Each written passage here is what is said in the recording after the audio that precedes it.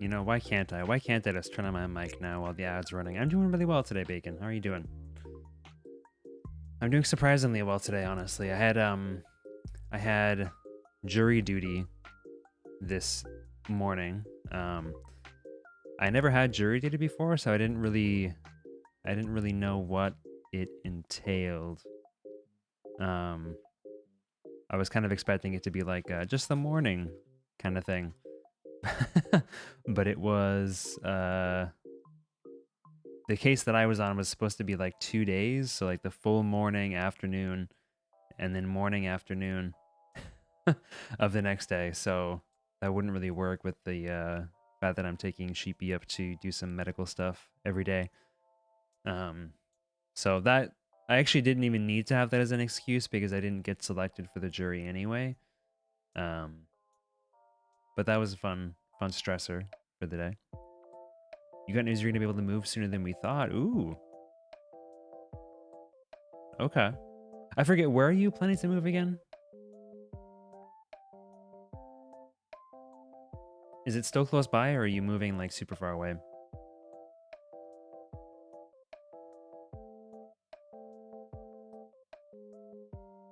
And about 25 seconds left on those Adaroonies. Tacoma. Okay, so further away, unfortunately, alas.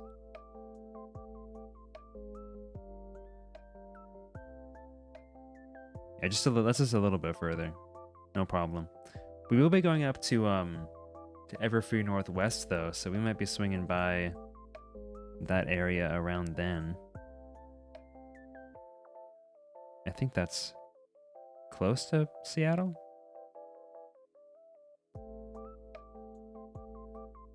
Yeah, it's like right next to Seattle. So yeah, we could probably meet up then.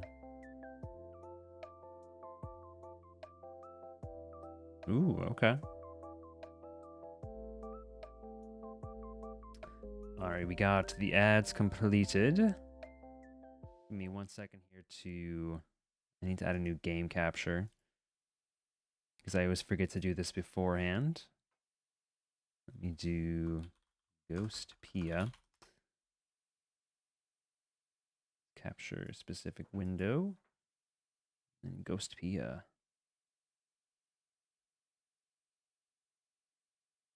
Bring that down there. And let me... There's a train station in town that goes straight to Portland. Oh, heck yeah, okay. We love public transit. I wish that the train station here where we live was able to... I wish it was easier to access the train station that we have here to go up to Portland.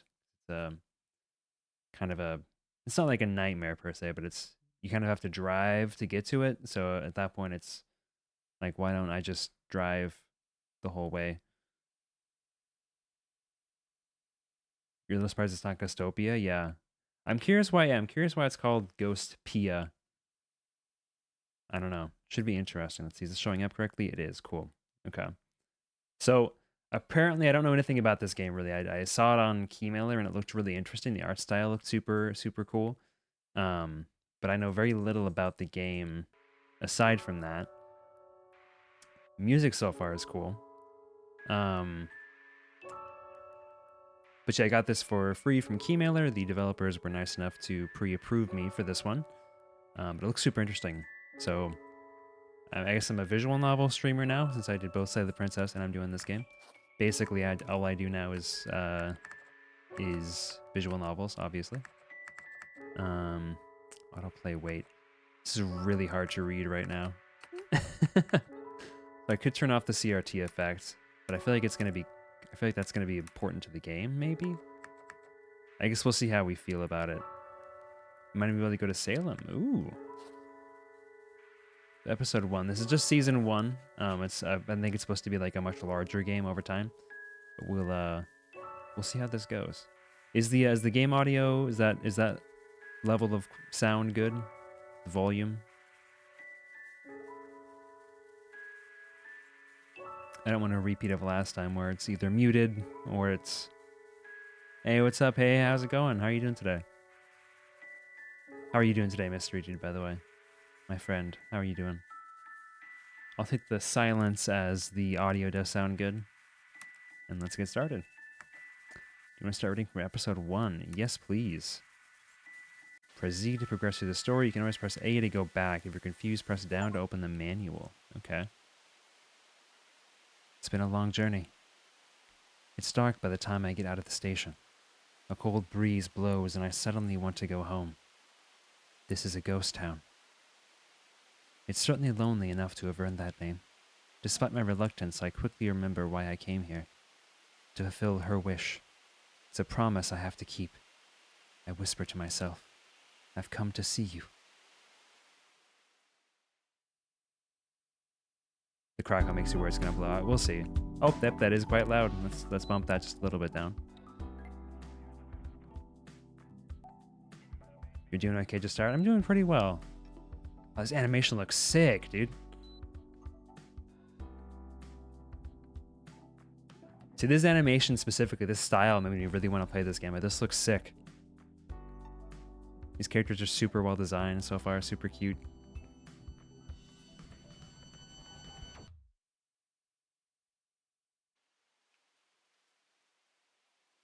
It's been my dream to dream. Lately, I've been sleeping all the time, but I haven't dreamed at all. I want to dream. I want to escape from reality and go elsewhere. But no matter how much I sleep, the world of dreams just won't welcome me. Have I ever even had a dream? I'm not quite sure myself. And thus, I'm on the precipice of awakening.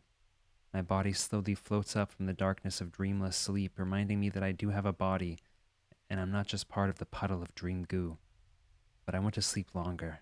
I grab a hold of sleep's tail and try to sink myself back into the goo.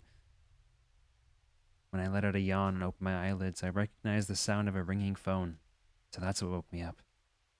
That trifling realization sent sparks flying within my brain, instantly casting aside my drowsiness. I don't know how I feel about describing the miasma of sleep as goo, but we'll see. I've woken up once again. My heart feels cold, heavy, as if someone had poured icy water into the empty hole in my chest. I look outside the window. It's almost dawn. Everyone's starting to go home. The air is hurried and restless, but also somehow satisfied and overflowing with hope. And then my heart gets another degree colder. Let's go. I quickly grab a change of clothes, put on my coat, and head to the door leading out of my one-room apartment.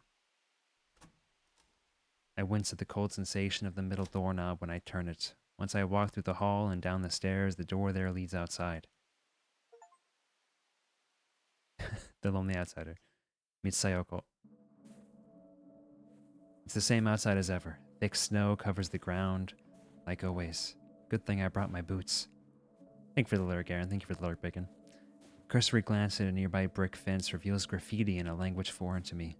Behind it, in the distance, are buildings covered in pastel, candy-like colors, except they're now faded, dull, and ambiguous. There aren't many tall buildings. What does stand out, though, is a cylinder thrusting forth from the middle of town, as well as the peculiar silhouette of a church in the distance that almost looks like it's got an onion on top.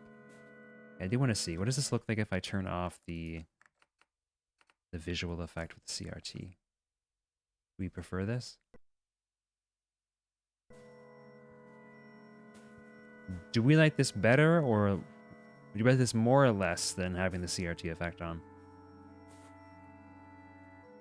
In any case, I've got the feeling that this isn't the place where I belong. This is a ghost town. Someone decided it'd be called that. Or rather, that's all anyone ever called it. This is a ghost town after all. There's not much else here, so if you're not going to name the town after its inhabitants, what else are you going to call it? It's ghosts that live here. Or rather, that's all anyone's ever called them. I think that's the only thing they're comfortable calling themselves since they live forever and are active at night. They really are ghost-like in that sense. But I guess since the like part is off-putting, they've settled on just straight up calling themselves ghosts. Naturally, I'm a ghost myself. As dawn breaks and the ghosts go home, I head out into the ghost town. The horizon's starting to turn blue, so I'm sure it'll be dawn soon enough. I love this time of night, especially the sky.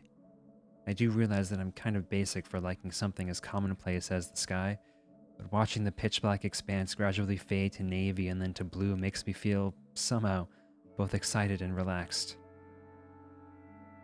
I take a step forward and get confused. Why was I sounding so gloomy? I often space out and lose track of what I was thinking. Vampires? Yeah, maybe. I love this animation style. This like style in general is really cool, and the animation's really nice. This is awesome. I've been like this for longer than I can remember. I feel like a broken machine. If only I could keep these sad thoughts away. Not once have I ever been able to stop them. I start digging through my memory to try and remember what started that gloomy train of thought and walk outside half asleep. My feet just started walking on their own. Someone once said that the subconscious part of our mind is larger than the conscious one. I pass through the small gate of the similarly small apartment complex. There are many footprints left in the snow, but they're all footprints heading home in the opposite direction that I'm headed. It seems like that lonely thought has set my memory into motion. I remember now. Once again, I failed to dream. Then I got a phone call from that girl, which woke me up. I couldn't sit still, so I went outside. Ha!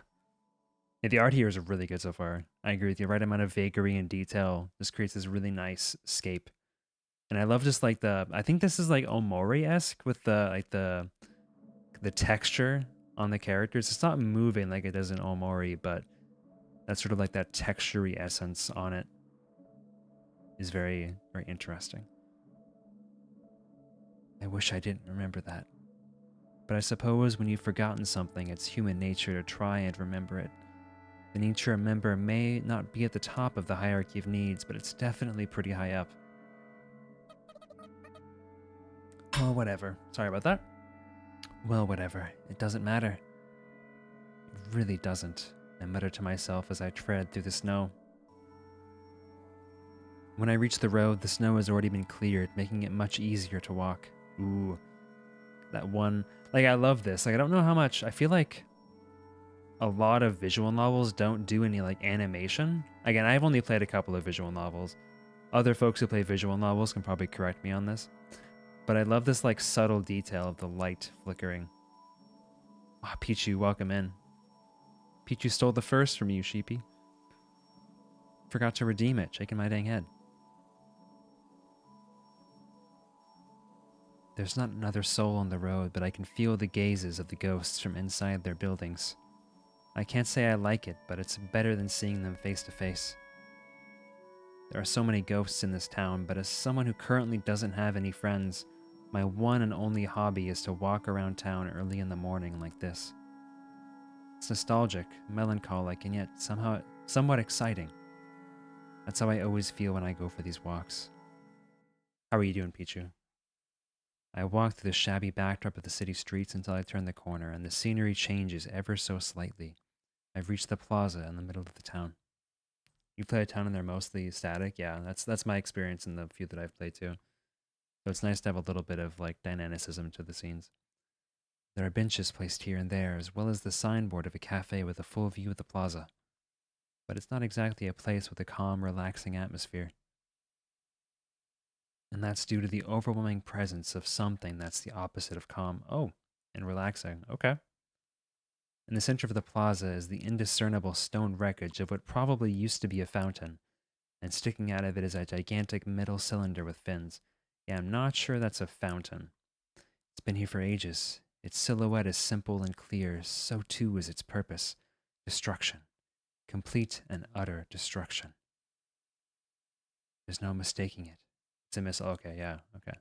I think she said that it destroyed a missile, or destroyed a fountain, is what she said. I have no way of knowing what sort of missile it is, but the fact of the matter is that it's a missile. Nothing more, nothing less.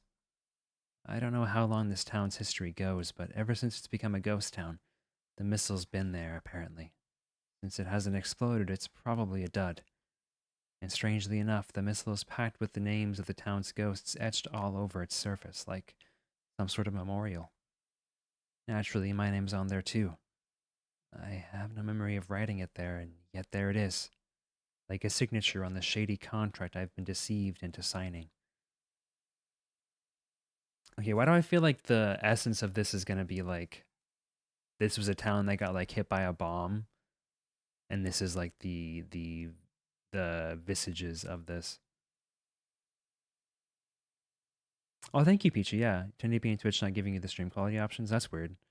Maybe there's some partners streaming right now, and so they don't have the transcoding space to give me a measly affiliate the the transcoding options. But thank you for stopping by, Pichu, and for claiming that first. Instead, it makes me feel like I've been bound to this depressing place, so if anything, I find it disgusting. Sukiya kick! So okay, I'm assuming this is like her actually speaking versus the text I'm reading, which is like thoughts. I take 2 or 3 steps back, get a running start, and give the missile a good kick. Specifically, I aim at the spot where my name is written. Someone speaks up from behind me.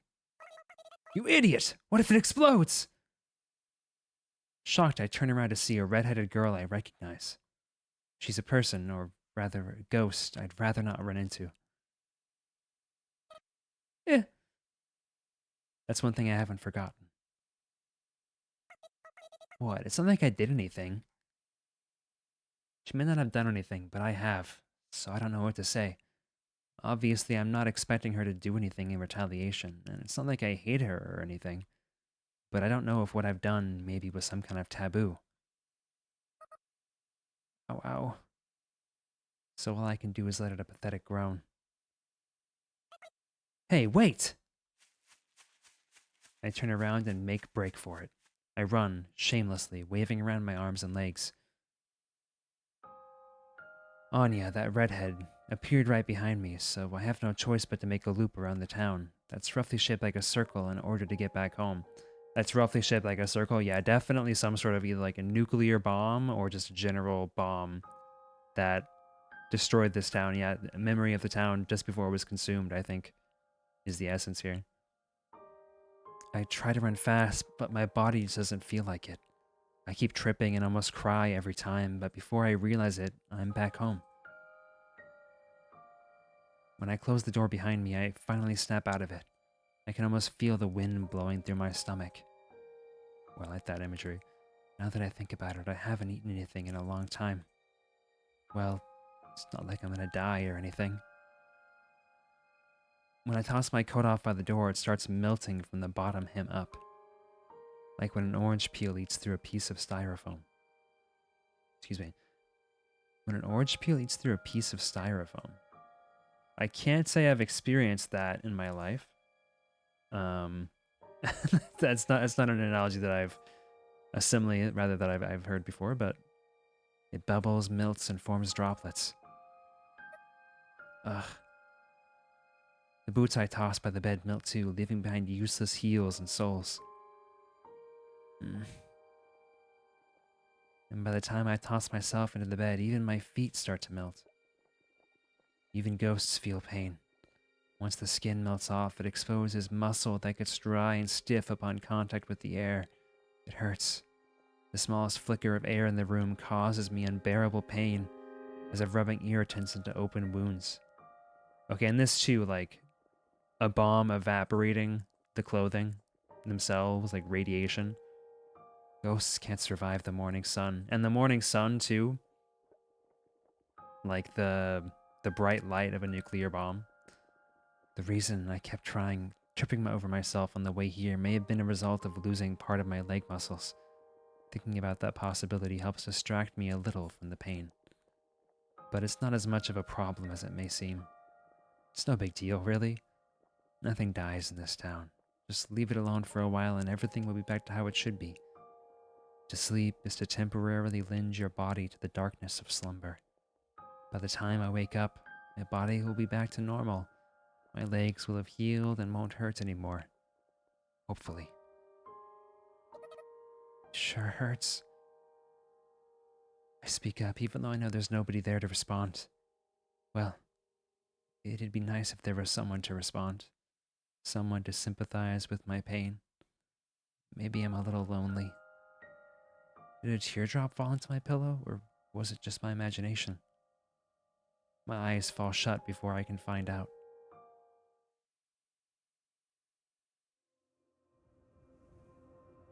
I can see a town off in the distance. I'm heading there at full speed. To the left and right is nothing but an endless snow desert. Up ahead, railroad tracks stretch far into the distance. Behind me, the railroad ties blur together, which is a sign that we must be going pretty fast. At this speed, I should be feeling the wind on my skin, but I don't feel a thing on my body. It's only now that I realize I don't even have a body at all. Without a body, I exist as nothing more than a perspective. A perspective that's somehow chugging along the railroad like a train.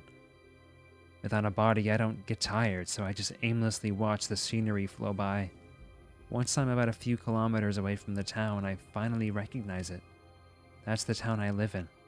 That's a bit of a relief. At least it's not some strange, unknown territory. Before long, my train self will arrive at the station. But as I gradually slow down, my body doesn't feel a thing. Not even momentum. Suddenly my perspective switches, as if someone had turned the tuning dial on an old analog radio. My new perspective is facing the doors inside a train. I'm already at the station. The doors open automatically. There stands a girl. She pulls the corners of her mouth to the sides as if to say bleh before telling me, "Welcome." Welcome. I've lived here for a long time, so I don't need anyone to welcome me. What's even going on? I try to tell her those things, but I can't speak at all. Transhumanism was a significant philosophical movement even in this universe, so true. By the time I wake up, it's completely dark outside. Ghosts are nocturnal creatures, and thus the town's bustling with liveliness. No dreams again. The pain in my legs and the damage to my clothes have both vanished as if nothing had happened. I'm just a little relieved. I think I woke up much earlier than usual. I check outside the window again as part of my daily habit to see how much of it is left before sunrise. How much time is left before sunrise. We need to talk. I haven't seen that electric bulletin board before. It looks pretty haphazardly made, too. There's wires poking out and duct tape stuck on here and there. It's probably handmade. It's been lazily stuck on the wall of a building facing my apartment. I've got a hunch as to who put it there. Almost everything in the world can be fixed with a little duct tape. I can't read what that says. I can still vividly remember her voice, but maybe that's because I haven't. Maybe that's because I actually heard her voice just yesterday. Ring! The phone starts to ring right on cue. I check to see if my socks are on and if my boots and coat are there. I comb my hair with my fingers, but it'll probably just get messy again. It's not like I've got time to fix it properly, though. I'm off. I turn the doorknob and pull hard. What? When I open the door, I see a ghost standing in the common area of the apartment hallway. Is she a grown-up child? Or a childish adult? By appearances, she could go either way. But if you ask me, I know she's the former. I think she's beautiful. You? Even as she starts talking, she doesn't stop filing her nails. She's number 2 on my list of people I'd rather not see right now. If it's not obvious, number 1 on the list is that redheaded girl, the ghost named Anya. Yeah, I'm getting the vibe this is like a Russian town. Just given these clothing, this clothing. I thought it was actually like a Japanese town. Is the main character's name Sayoko is Japanese, but Pacifica. Long time no see, Sayako. When I hear her somewhat friendly tone, it takes everything I have to keep my mind from unraveling. Pacific is very smart. I get the feeling that all of this was part of those girls' plan to get me. Those two know me. Probably have for far longer than I've known them. I need to go on a walk. I know I can't oppose her, but I know I can't just not oppose her either. Listen to what I have to say, and you can go on as many walks as you'd like. I'm getting dizzy. Pacifica speaks softly, but has a firm fortitude. I don't think anyone can meaningfully oppose her in any way. Make you lean towards Japanese still? Probably on purpose, looks half Cyrillic, half Latin. Yeah. I don't think you're supposed to be able to read it, more than likely. The phone keeps ringing behind the door I just shut. It's kind of nauseating. But I'm sure you'll find what I have to say quite interesting. It's not like I don't want to hear it, but why me? Please don't get the wrong idea. I just need help. Help? Pacifica takes a step forward, closing the distance between us. My body tenses up. I can't be sure she isn't carrying a knife. Not like she isn't allowed to. Whatever. I'll just put up with it for now. It's not like I'll die or anything. As I let my thoughts run wild, I suddenly smell something sweet. Something relaxing. A new ghost has arrived. Pacifica brings her face up close and whispers in my ear. It sends shivers down my spine, blowing away both the nausea and the sleepiness. Yay. A new ghost? Pacifica's breath tickles my earlobe. The tips of my toes tingle and my shoulders freeze in place. Oh yeah, I guess ghosts breathe too, huh? Shh, not so loud. It's still a secret. Don't whisper in my ear. Like I said, not so loud. Pacific is only whispering in my ear for secrecy's sake, but my ears are so sensitive I can't focus on what she's saying. Okay, I'll listen. I'll hear you out at least. Really? Thank you. I thought you might say that. May I come into your room? Let's have a little private talk, woman to woman. Pacifica gently smiles from ear to ear like a flower blooming. I feel guilty thinking that there's nothing about me that deserves a smile like that. I've got an inferiority complex about how I'll never be able to smile like that. Those two thoughts gouge at my heart. You start dozing off? I don't know if... I think I'll take that as a compliment. Oh, thank you. Pardon the intrusion. I try to have a calming voice when I can. Since I haven't even locked the door yet, Pacifica opens it on her own and starts to walk in, but then stops in place. Whoa. Pacifica? Mustn't forget my ninja manners. Ninja? Before she crosses the threshold into my room. Ooh. Okay. I'm liking this music. Oh yeah, no, I got you, Bacon. No, I appreciate it. I'm glad that my voice can be soothing to somebody. Before she crosses the threshold into my room, Pacifica places her hands together and bows. What's up with that? I heard that this was a ninja custom. That's news to me. No way.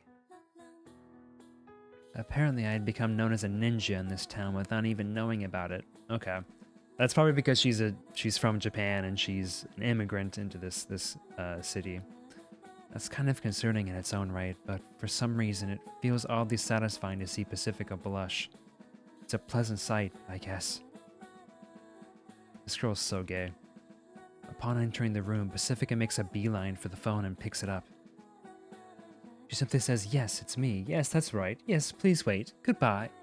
And then hangs up. I brought you something. Sorry, but could you borrow some water? I place a pot on the stove and return to the table. Pacifica takes a bottle of instant coffee out of her handbag. She then takes out a tin of preserved biscuits. Ah.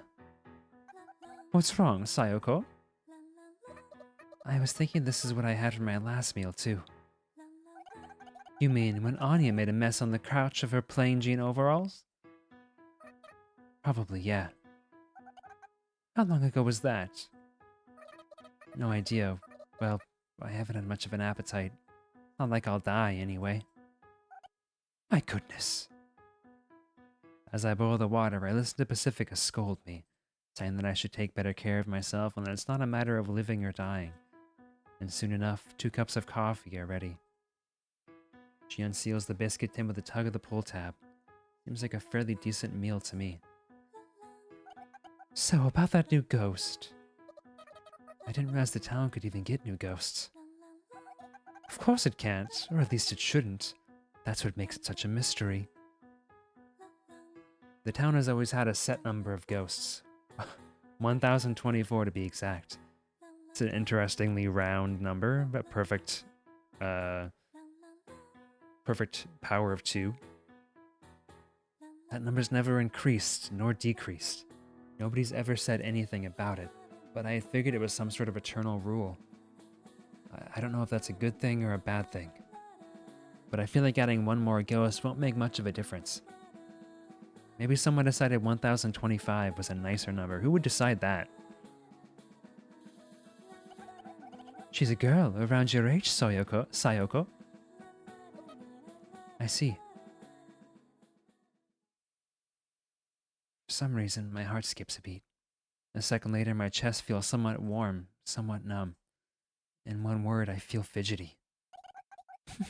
So anyway, I thought we should throw her a welcome party. Pacifica just couldn't resist laughing. It looks as if she had read my mind. Small mistake here. It should be as, not has. It's like she knows me better than I know myself. But does she know what this feeling is, exactly?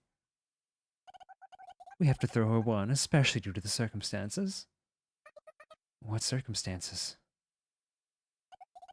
The church is examining her. She'll most likely be tired once they release her, so we have to show her a fun time to make up for it.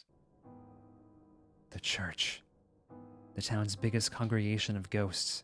It also serves as a peacekeeping organization. Ooh. Headed by a priest, they do policing and politics, and thus the priest is more like the town mayor. Very few ghosts know what goes on in the church, but Pacific is a pretty influential ghost as far as they go. So I guess she got that information from an inside source. The church still does things like that, huh? Some sort of immigration inspection, I suppose. But is that really necessary? It sounds like they're just doing it because they want to. I hate the church. Particularly their attitude.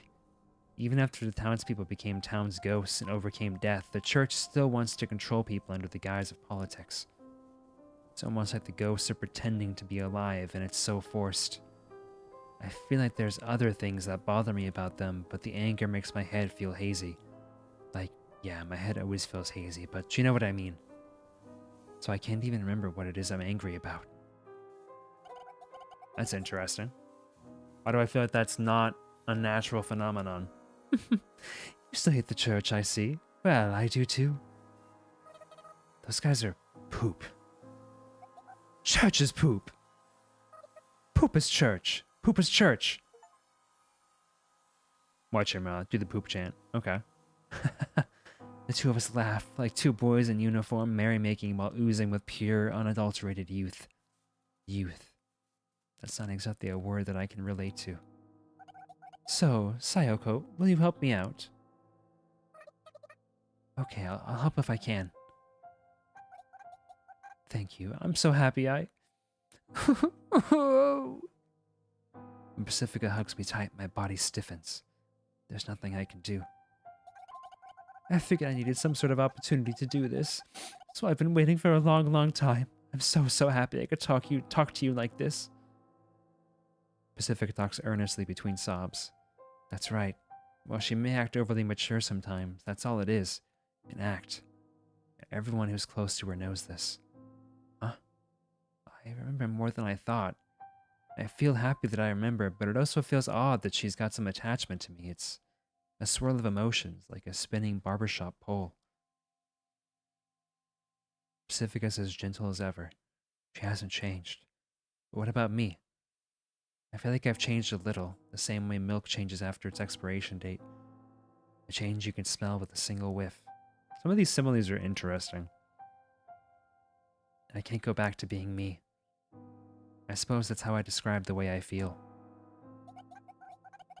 I guess I was just looking for an excuse. You've always been so close. I just needed a little courage to speak out to you. Uh-huh. There's nothing I can say. Being touched makes me feel safe. I don't want to let you go ever again. But at the same time, it also makes me anxious. After all, I have no idea how I could ever repay someone who makes me feel this happy. If I get too comfortable taking advantage of her kindness, she might start to hate me. And I don't want her to hate me. I can't find the words to say. With just a simple hug, all of those feelings, I messed that up line bad. With just a simple hug, all of these feelings are evolving around inside me, and so I'm just so afraid that I'll end up crushing this moment into dust. And just like that, the happiness has faded away completely, leaving nothing but coarse anxiety coursing through my heart. And am I just not used to dealing with kindness? Eh? Pacifica suddenly lets go, and for a second I fear that my worst fear had come true, but the reality is slightly different. Sorry, Sayoko, but, what is it? Are you showering properly? You, kind of smell like spoiled milk. Oh, now that you mention it, I haven't showered since the other day. Gross. Which other day? You know, when Anya spilled coffee on those ugly overalls of hers. The poop talked! Pacifica leaps backward away from me. There's a look of fear on her face that she probably wouldn't want anyone else to see normally. Well, I mean, if nobody's gonna come see me and the air's not humid, then why bother showering? It's disgusting. What happened to I don't want to let you go ever again? Who asked you, you 100-year-old poop? It's been 100 years? The very concept of a calendar has disappeared from this town, so time has become incredibly ambiguous. Everyone kind of fired, but you're glad you could read the poop talk? Yeah. Individually, a day is simple to track, but as the days pile up, it's impossible to keep track of months and years. You'd have an easier time counting the sand and the desert of snow surrounding this town, one grain at a time. If you think about it, I suppose it's not normal to go this long without showering, huh? Maybe I really have changed. Am I trying to reclaim myself? Take a shower now! Okay. My fear of being separated from Pacifica turns into fear of Pacifica herself. I stop thinking, grab a towel, and head to the bathroom as quickly as possible. Oh, this animation's so good, dude.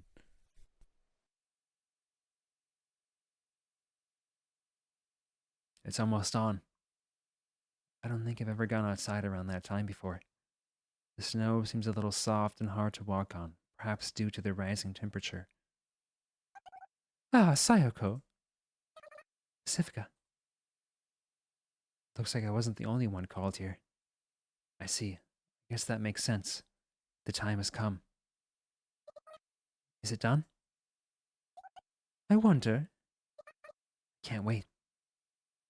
Pacifica nods and weighs her words for a while, and then... If you can't wait, then let's hurry! Ah, hey! I chase after Pacifica when she breaks into a run. It's my first outing at dawn. We dash as if swimming through the pristine air.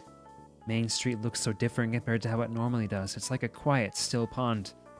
And just as how a skipping stone makes ripples in a still pond, our footsteps and Pacifica's laughter break the silence. I'm excited. Not that I mind, but why are you out of breath? We take one turn off of Main Street and reach a workshop garage. Anya looks at us as she sits on a garbage can placed in front of the closed shutter, swinging her legs around. Oh, hi, yo. Oh, guten Morgen. Why? Why is she speaking German? Huh? The two of us laugh when we see Anya's confused face. Anya looks to be about my age, so I don't use formal words with her. Pacifica seems to be older than me, so I've ended up using formal words with her, but not because I'm trying to keep my distance from her or anything. And it's not like I don't respect Anya either. Do those greetings mean anything? Not really, Poop. You starting something? Well, this is how things usually go, though something special is waiting just around the corner. That doesn't mean things will suddenly change between us. Well, whatever. I'm tired, so let's get down to business. Anya sighs. Her face does look a little tired, and her posture doesn't show any enthusiasm at all either. So, is it done? Is it done or is it not? What do you think? The way your eyes light up with confidence already spoils the answer to that question. It's done, I did it. Want to see? You want to see it? I want to see it. I grab Anya by the shoulder when I say that. We've both lost our cool. Anya chuckles to herself and pulls the remote out of her pocket. Time for the big reveal. Clack, clack, clack. I'm not going to make those sound effects. I'll make that one. The shutters open, revealing a large box-shaped silhouette inside the dark garage. Ta-da! There it is. Our hope. Our first weapon. This one's for the books. A squarish armored vehicle, at least that's what it probably is. Wow, that's amazing, Anya. Indeed, I'm impressed. We walk inside the large, spacious garage, storing the armored vehicle and pat its frame. I'm not a car person, but I can tell that it's a reliable machine. The armor looks like it could reflect a few bullets, and that big fat tires look like they could handle any terrain. I doubt you could get anywhere in the snow desert surrounding the city with something like... I doubt you could get anywhere without something like this, okay. Well, it's an honor to hear that, thanks. Anya's an apprentice at the local town repair workshop, though I feel like this is the first time her career skills have proven useful to us since we first got to know each other. I didn't think a repair worker like Anya could create something so impressive. It's amazing. That's all I can say. You think we can leave with this thing? I mutter as Anya shows us inside the car. We sure can. It certainly seems so. Our goal, or rather our dream, I suppose, is to leave the city. Or to be more accurate, it's to head to our home country, or to my home country, which may or may not be on the other side. My friends and I have been working day in and day out towards that goal. No idea how far we'll have to go, but I made sure we can pack a lot of food and stuff. Should we bring board games and stuff too? Wouldn't it be too bumpy of a ride for board games? Oh, good point. Boy, am I tired. Time to sleep. Anya lies down on the hard concrete garage floor. I look outside the window. Sure enough, the sun's almost fully risen. Ghosts always get sleepy in the morning. They can barely stay awake up until early morning, but even that's cutting it close. Ah, no fair. Me too. Pacifica lies down next to the already half-asleep Anya and curls up. They look so comfortable. It makes me want to lie down next to them too, but there's something I have to do before that. I get the garage shutter remote, and I also pick up a thick blanket that Anya must have gotten ready for this little sleepover.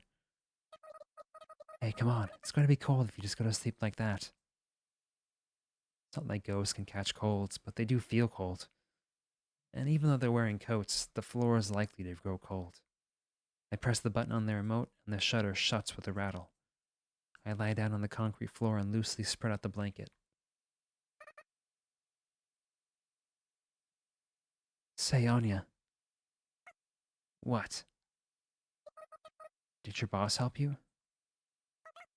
Not really. Doesn't matter either way, but... Huh? Are you pretending to be asleep? Me. Well, whatever. We share our warmth underneath the blanket as we drift off into sleep. Eventually, our consciousness is melt as we all enter one dream. If only. A dream like that's more like a pipe dream. Drip. And with that last thought, I sink deep down into the ocean of sleep. My vision blurs as if crossing the surface of the water. My eyelids are heavy. So heavy they start to sink. They start to sink by themselves. But right before they close, in the sliver of my dim vision. Okay, how am I going to say this? Conglomerationality! Who's that? We walk around the street at night. In other words, during peak ghost activity hours. I never thought I'd walk around the streets underneath the pitch black sky again. You don't have to be so nervous, you know. Sorry, but But what? I can't find the words to continue. Our conversation fades into the air like smoke. Once I finished taking a shower, Pacifica said, "Let's go to the station." I'm not sure going there will help us prepare the welcome party for the new ghost. The fact that the station's such a far walk away from my home doesn't help my enthusiasm either. My worst fears turn out to be accurate. Every ghost we come across gets out of the way when they see us, or rather, when they see me. And it's clearly not out of kindness nor respect. The ghosts fear me. Complex emotions weigh down my heart. Resignation. I don't blame you. Sadness. Don't look at me like that. Indignation. You're already dead. Why do you even have to fear? I hate this. Unable to describe my jumbled up feelings, I say something embarrassingly ambiguous. I don't know if I should be apologizing, but I'm sorry. No, I wasn't blaming you or anything, Pacifica. But Pacifica smiles, her eyes narrow, a sign that I haven't cleared up the misunderstanding. I curse my poor language skills. Can you hold my bag? I nod absent-mindedly and take Pacifica's handbag. The station's pretty big. It must have been an ostentatious building in its heyday. But it's hard to imagine what it used to look like now that it's an abandoned wreck. Most of the lights are broken, so it's incredibly dark inside. It's not impossible to walk here if you try hard enough, but it makes me wish I had a light. The few lights that remain intact are enough of a hindrance that your eyes can't adjust to the darkness, so anything that's in the shadows is completely dark. Pacifica strikes a match and lights an old-fashioned lamp. Pacifica's rich enough to buy high-luminance LED lamps or expensive high-power wearable lights, or at least I think she is. But for some reason, she's using a lamp. Has she always been like that? I don't remember. I feel like there's a memory like that locked away somewhere in my brain. It feels odd, but it doesn't matter. The station appears to have been a terminal. At least that's the conclusion I've come to, seeing as all the railroad tracks only come in from one direction. It seems kind of fitting for a ghost town to be a dead end. At least that's what I think. I follow behind Pacifica from the front entrance to the platforms. There's not a star to be seen in the sky above the cracked ceiling. I see a single point of light up ahead. It sways slightly, several dozen meters ahead. There stands a young red-headed girl. Yes, she looks nothing but young. Her name is Anya, a ghost who I used to be friends with just as much as with Pacifica. Sorry for the wait. Doesn't matter, you should take your time though. You run into any problems? Each time Anya's body sways, the float light hovering a little less than a meter above her head sways with it. Okay, I'm gonna BRB for 1 second. My mouth is so dry. I'm talking so much. I will be right back.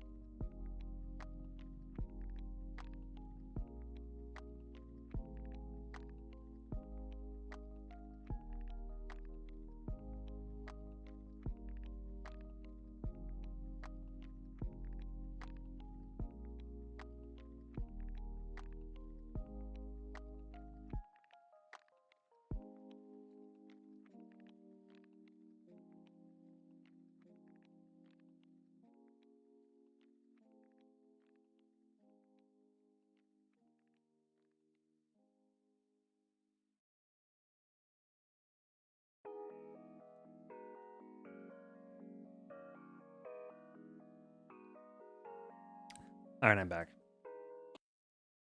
Let's go. I'm not sure how that thing works, but it makes her look kind of funny. It's like an angel halo. I mean, doesn't that seem funny? A ghost cosplaying as an angel? I had Sayako take a shower. Oh, I see. I stay silent. I decide not to say anything unless spoken to. Long time no see. Yeah, I guess so. Looks like I win this time. Whatever, Passy. It's not like I wanted to win anyway. And I didn't want to lose, Anster. Anster just doesn't sound right. The two of them exchange playful banter. Anya's face looks a little stiff since I'm here. These two are my only real connection to the town. Judging from what they said, I guess the two of them were betting to see who could drag me out of my room first. But I'm not enough of an idiot that I'd say something like, "Don't use me as a pawn in your games, you two." It's necessary to just accept these sorts of things if you want to revive interpersonal relationships that have remained stagnant for years, or even longer. Okay, Sayoko, let's head to the garbage dump. Ah, why the garbage dump? I want to ask, but instead I stay silent. I don't want to disappoint them. Despite the things I say, I dream of reviving our friendship. Okay, let's go. A slight shadow seems to cast itself over Anya's face when I say that. It's a little frightening. Did I do something wrong? I guess there's no use dwelling on it. Alrighty. Anya claps her hands twice and the float light above her head changes from an angelic halo to a shining sun. It's so bright it makes me squint. It's so bright. Maybe a little too bright. This thing's a cheap model, so it's only got 2 brightness levels, but I figure there should be plenty for picking up garbage. That's true. Good job. You're a real engineering advisor. I don't mind being an engineering advisor, but why don't you just shop around at stores? Don't you have money? Isn't it obvious? Huh? Well, I guess. Anya shrugs as Pacifica starts walking ahead. Once my eyes adjust to the light, I follow behind. So does Anya. We didn't make eye contact, but you could say we're on the same wavelength. Whenever Anya moves, her miniature sun sways, causing the shadows cast by rubble signs and pillars to stretch and shrink. Let me explain from the beginning. Let me explain from the beginning. The needle on the compass points north. I know. Wow, you really know your stuff, Anastasia. Don't call me Anastasia. But that's what Anya's short for, isn't it? Hell no. Don't just make stuff up. But it's cute, like you're a princess. That's exactly why I hate it. Don't you dare try to make it a thing. We quickly backtrack the way we came. Thanks to the intense light, it's much easier this time. It's still pitch black outside the station. I get a little dizzy thinking about how long the night is. Anya claps her hands twice and the light fades. The light's mechanical core plops onto the ground. What a convenient little thing. Probably too expensive for me to afford, though. Then again, I guess I can't afford anything since I don't have a job. Apparently the new girl is being interrogated at the church. Yeah, I know. That's all we know. I'm thinking that even after she gets released, her reputation with the church will remain sensitive. And if we go shopping for her, it may sour the shop's reputations with the church. Oh. Maybe it's different with your shop, but things could get complicated with other shops due to the church's strong influence on the economy. It's important that we care for the new girl, but we shouldn't cause trouble for other people either, right? Pacifica breaks into a smile. I like this smile way more than that flawless forced smile she makes sometimes. Who cares? Rude. Shut up. Oops. Didn't mean to press that, but this is interesting. Pause, rewind. Okay, fast forward. Okay. As those two talk, we eventually reach the garbage dump. It's near the station, so it doesn't take long. Now that I know the garbage dump was our destination, I guess it makes sense why we met up in the empty station. It's the perfect meeting place for an outcast like me. It's easy to think when you don't talk.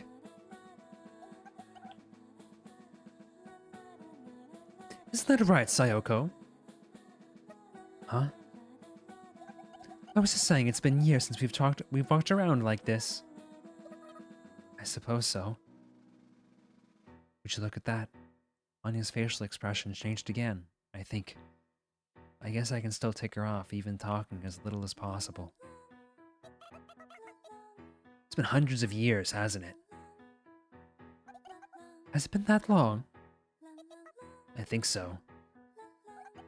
Okay, then let's go with 9,999 years.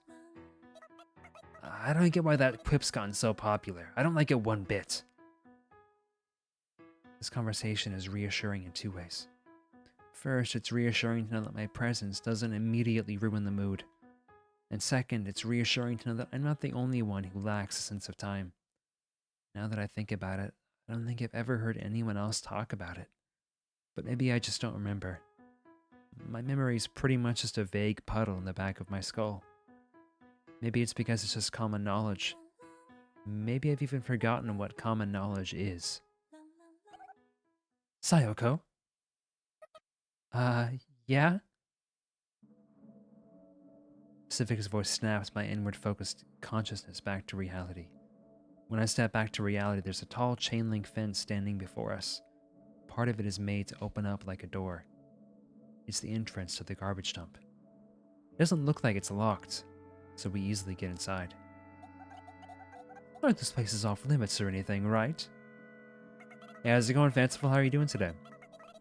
Nah, garbage collection isn't like exclusive merchants or something. Boss and I come here for parts sometimes, too.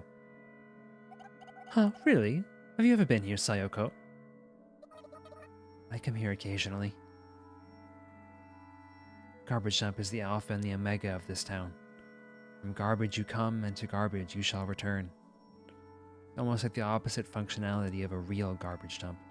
You're doing good? I'm doing pretty well. I'm enjoying this game so far. The writing is a little stiff at a couple of points, but overall I'm enjoying it. The world so far is super interesting. I love the moments of animation, and the just the art style in general is super cool so far. Ghosts can't keep more than what they need. Any excess, be it accessories or furniture, suddenly disappears when forgotten. And just as suddenly, those things appear here at the garbage dump. That's why this place might not actually be a real garbage dump. It's the same thing with ghosts. We just happen to call them that, but nobody knows that that's what they really are. But they still exist regardless. Whoa, it's so hard to find footing here. Get organized! That's a tall order for a garbage dump. Anya turns her light on again as we carefully trudge over the piles of garbage. Garbage tends to end up in clumps of related items, so with that information in mind, we look for conspicuous party goods like streamers or colored pens. I find some sort of canned fish at my feet, so I pick it up and put it in my pocket. The can has the same sort of design as the biscuits I just ate, so maybe it's from the same manufacturer. That's right, even food is part of the cycle. Everything, and I mean everything, cycles back around to this garbage dump. The can of biscuits we just ate is probably back here too, biscuits and all. All of the shops Pacifica mentioned collect items from the garbage dump to process and resell. Ghosts rummage through this garbage dump and live modest lives based on their needs, just as they always have, and probably how they always will too. You could say that for ghosts, this place is like a bountiful ocean. And I suppose that might be why it's relaxing to come here. Here you can find anything, as long as it's not living. I feel like I've heard something like that somewhere before, but who was it that said it again? This bitch got poopy memory. Ah. Sayoko! I can hear the clattering of metal as my body starts to feel like it's floating in the air. Though in reality, all that happened is that the pile of garbage gave way and I lost my footing. Look, you gotta be careful, okay? Sorry.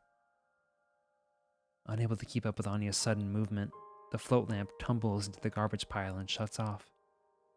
So not only did I lose my footing, but it's also suddenly dark, causing me to panic for a second. Anya and I are pretty much the same height, but her hands seem a little smaller than mine. I grip her hand tight and place my feet on solid ground. I keep holding her hand until my eyes get used to the dark. Sorry. You don't have to say it twice. I may have ticked Anya off again. My hands are sweating like crazy. Oh, it's the car! Pacifica murmurs. Fallen garbage reveals what was hidden underneath. Jutting out of the pile of garbage is a rusty station wagon. There's no way this is stable footing. The car thing was a whole ordeal. Took until morning to work on it that one time. Only now does Anya look at me in the eyes, as if peering into them. So I'm guessing that scene that we saw with the car was in the past, like a 1,000 years ago or 100 years ago, and this is the present, where they no longer are friends. Her green eyes glow gently like beautiful emeralds. Wait, did I read this? Oh shoot. Okay. Her hands start to feel warm. Her hand starts to feel warm. Though I guess it was always warm and I'm only now noticing it. I relax just a little bit. What car? One careless word. I extinguish that light. The warmth in my hand quickly fades. Though that shouldn't be a surprise and she had just... Sorry. Though that shouldn't be a surprise since she had shaken it off my hand, exposing its damp surface to the cold air. Don't you remember? Even you should.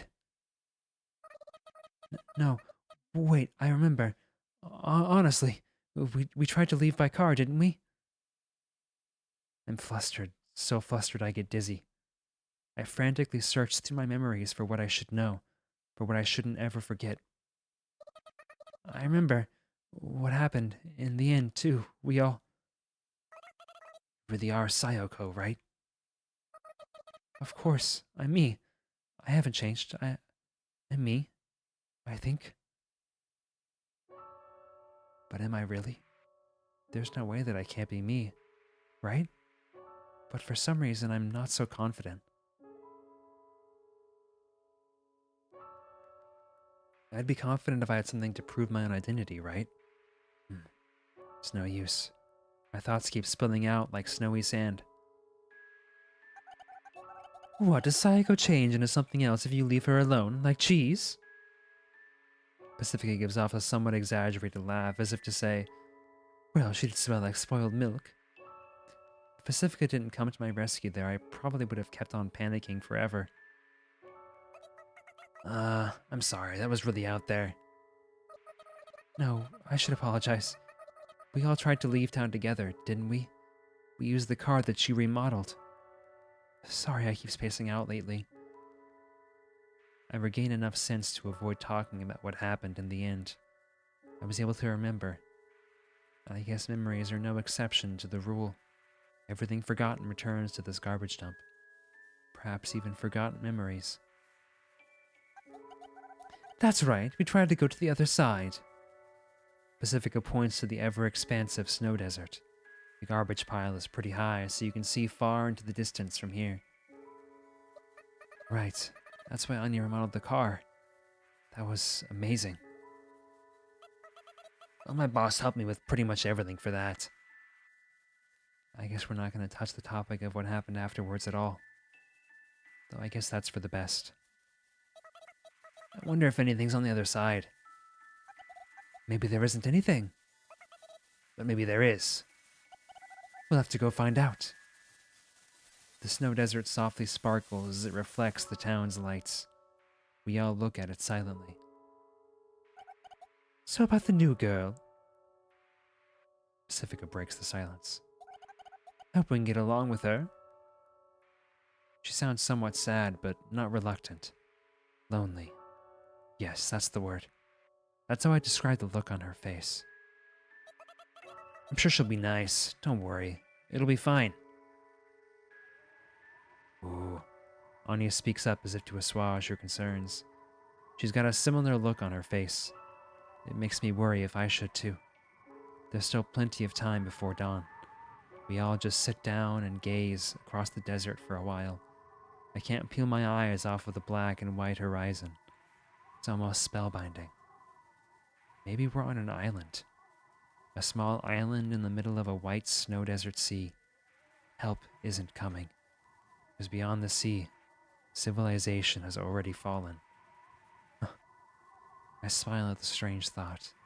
A smile of relief. Even though the thought isn't relieving at all.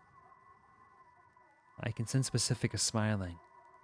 And eventually Anya smiles too, as if unable to handle the peer pressure. I guess it's obvious that I'm smiling, but it doesn't feel bad at all. I try to play it cool and keep staring out across the sea. The other two watch as well. It's a beautiful night. We may be sitting in piles of garbage, but it feels like a beautiful night nonetheless.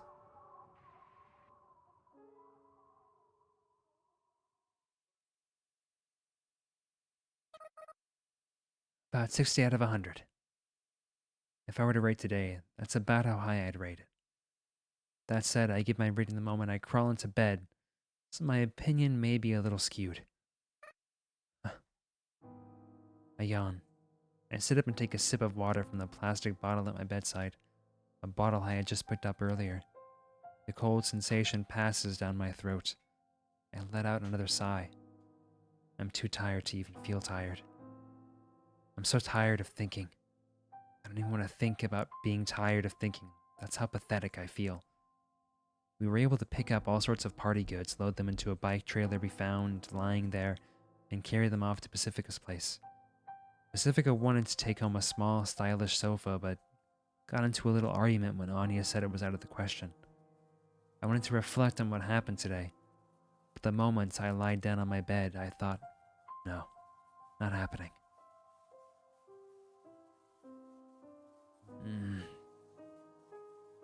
I try stretching, but to no avail.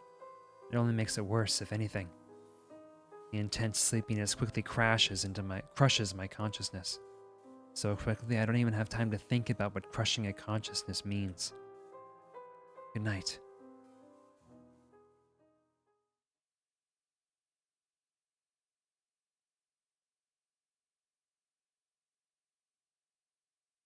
The following is Sayoko's attempts at recalling her memories. Zzz.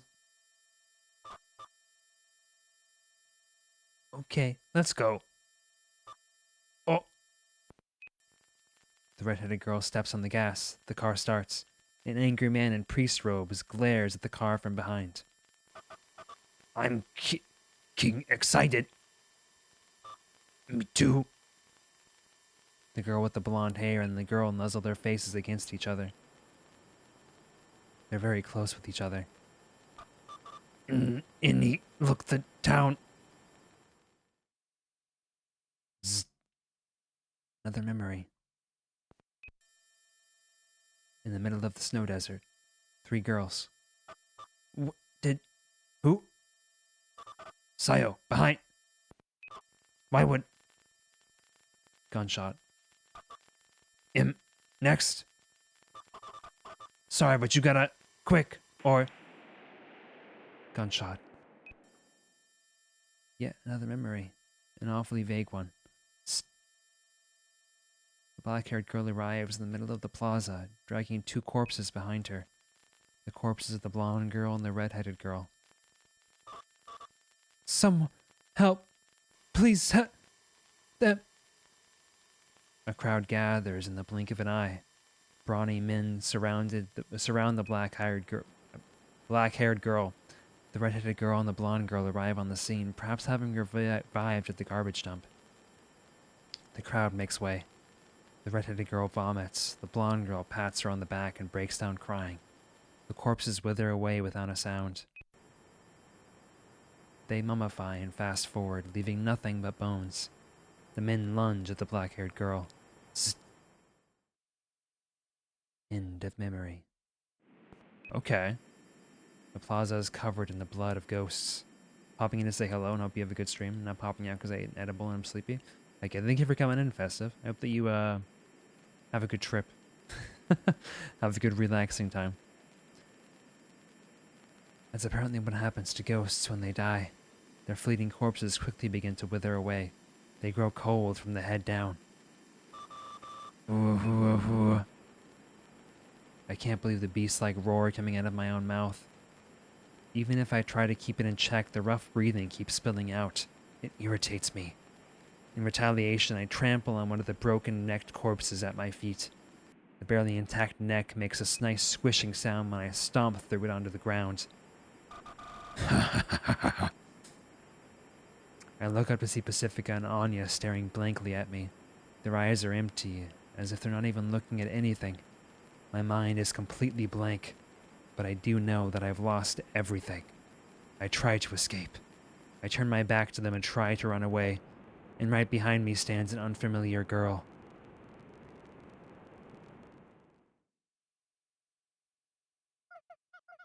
You must be lonely.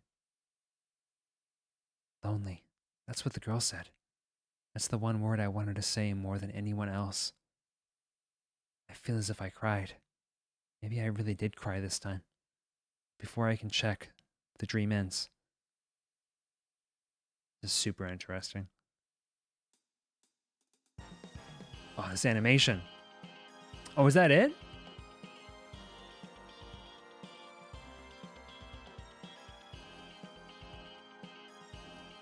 So I'm assuming this is originally in Japanese, which probably explains some of the slightly strange flow to some of the words, but overall I was really impressed and I really like the story so far. The world is super interesting thus far. Is this what most visual novels are like? Are most visual novels just like a book that you're reading, more or less? Is like the Princess kind of strange in like the element of like having lots of choices?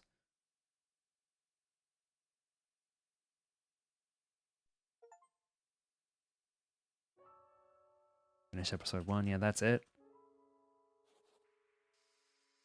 I'm actually really excited for more of this. Oh wait, no. Okay, wait. There's more. Okay. Wait, that was episode 1. Okay. Otome games have choices and Steins Gate had choices. Okay. Okay, so there is more. My bad. It's not over. Okay. Let's keep going then. Are you still good for me to keep going, Sheepy? Yeah? Okay.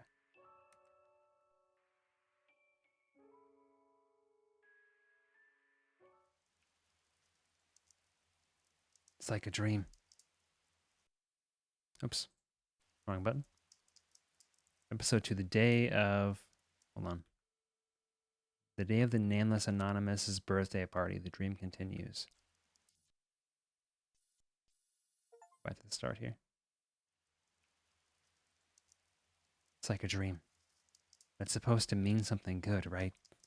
As in, I never expected a present like this. It's like a dream. In any case, I'm currently in a room even fancier than Pacifica's place. Fireplace is so warm, and it's a different sort of warmth compared to electric heating. I'm eating ham. We all are, actually. There's a ham as big as my head on the table, and we're eating it with gusto for some reason. The world is silent, save for the clattering of tableware, the chewing of ham, and the occasional crackling of firewood. It's almost as if everything outside the room has been annihilated, and the world exists only for us to eat ham. Gross. When I say us, I mean me, an unfamiliar girl, and a crying nun with a bloody nose. She's the one eating the most. The situation is very much like a dream. The softness of the high pile rug seems to numb my senses. It's like a dream. I ponder that thought again.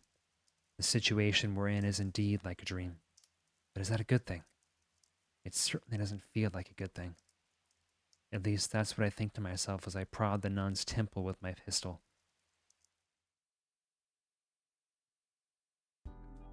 So is she the one? Is she the one who killed them?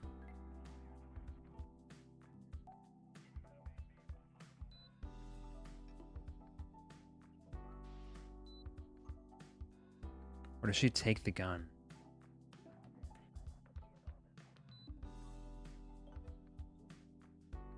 this animation is so charming. I'm assuming, I think my assumption is that it's the church went after them and killed them. I remembered something. Just that it happened. I didn't remember how I felt about it or anything. It was as if I were simply watching a slideshow in an empty audio-visual room, completely disinterested. Huh? Did that happen? For real? As soon as I start to question it, my body feels like it's floating. My limbs clench for something to grab onto, and then I find myself on my bed. I had woken up. Was that a dream? That was strange. I space out for a while, but then I remember what I have to do and get out of bed. I gotta go to Pacific's place. Pacifica wanted to throw a welcome party for the new ghost in town, which I thought was an interesting idea. Pacifica also wanted to patch things up between me, her, and Anya. My outfit is simple. It doesn't take me long to get ready. I just need to put on my coat, and I'm good to go. That's one lackadaisical amnesiac ghost ready to go. But when I grab the doorknob, it feels much chillier than usual. I hope I can start filling the void inside me, at least a little. Hopefully I'm not so empty that the wind blows me away. I head outside. One moment.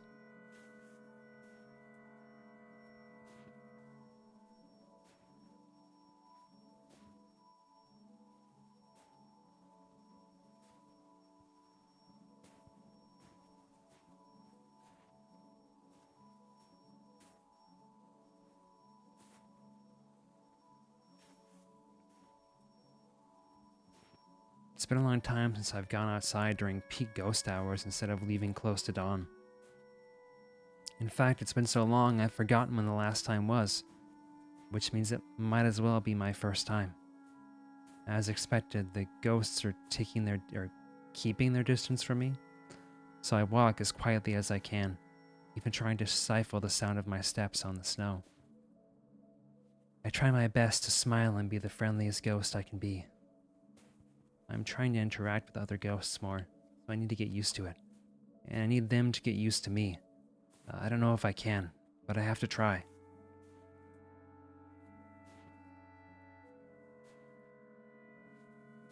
I still hate it when people look at me, though.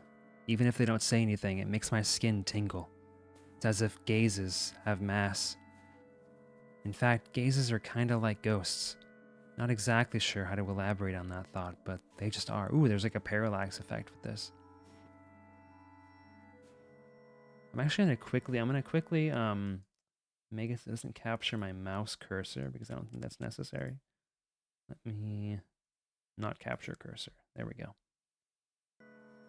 Well, in any case, it looks like it'll take quite a bit of time for me to get used to walking around in public. Once I take a turn off of Main Street and get to a somewhat quiet residential area, I instantly feel relieved. It's much easier for me to walk when there aren't many people around. Pacifica's house is at the end of this long street. Almost there. The path to Pacifica's house requires passing through Main Street. It's always a little tough getting here. I wish Anya could have picked me up. She can drive. But ever since that incident, I think it's best not to get out.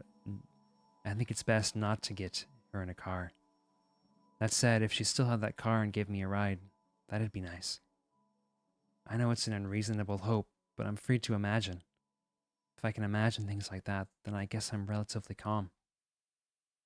I'm suddenly caught off guard when someone calls out to me. I nearly jump out of my skin, and that's when I realize how careless I had been. Got the time, little missy? A scratchy voice calls out to me like the sound of someone prying open the rusty trunk of a totaled car. It's so grating and abrupt it makes me shiver a bit. It's the old man. Yes, old man, I do have time. I give him a weird answer without thinking. How embarrassing. Because he caught me off guard. I mean, what time is it? I suppose I misplaced my them there wristwatch. The owner of the voice is sitting on the walkway, leaning on the side of a building with his legs out. If I had to describe the old man in one word, that'd be dirty. He's literally sitting on dirt, so he looks even dirtier.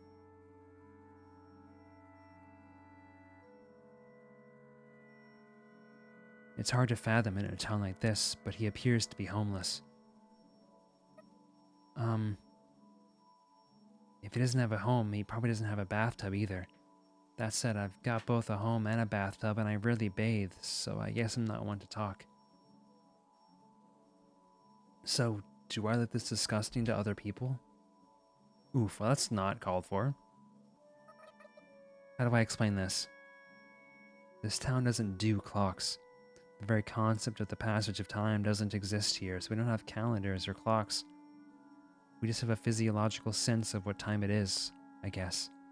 I never really thought about it. Maybe it's just me being stupid and everyone else does indeed have clocks and schedules to keep up with. I feel kind of lonely when I think about it like that. Could have sworn I had it, but it's gone now. What a bummer. It was always accurate and liable. Told me when it was waking time, lunchtime, and that time, of course. The old man's accent is so thick it's a little hard for me to understand. When he stops talking, it gets real quiet. I can hear the bustling of Main Street in the distance. It's like the roar of waves. My ears start to ring. Honestly, I don't feel like talking for long. I could just run away from it all, but I want to be a good and proper ghost. So I decide to answer him honestly. I don't have a watch, so ask someone else. Please. Okay, bye. I start walking before I finish talking. Hold it right there! I freeze at a sudden yell. My wife said she'd be back by 3 o'clock.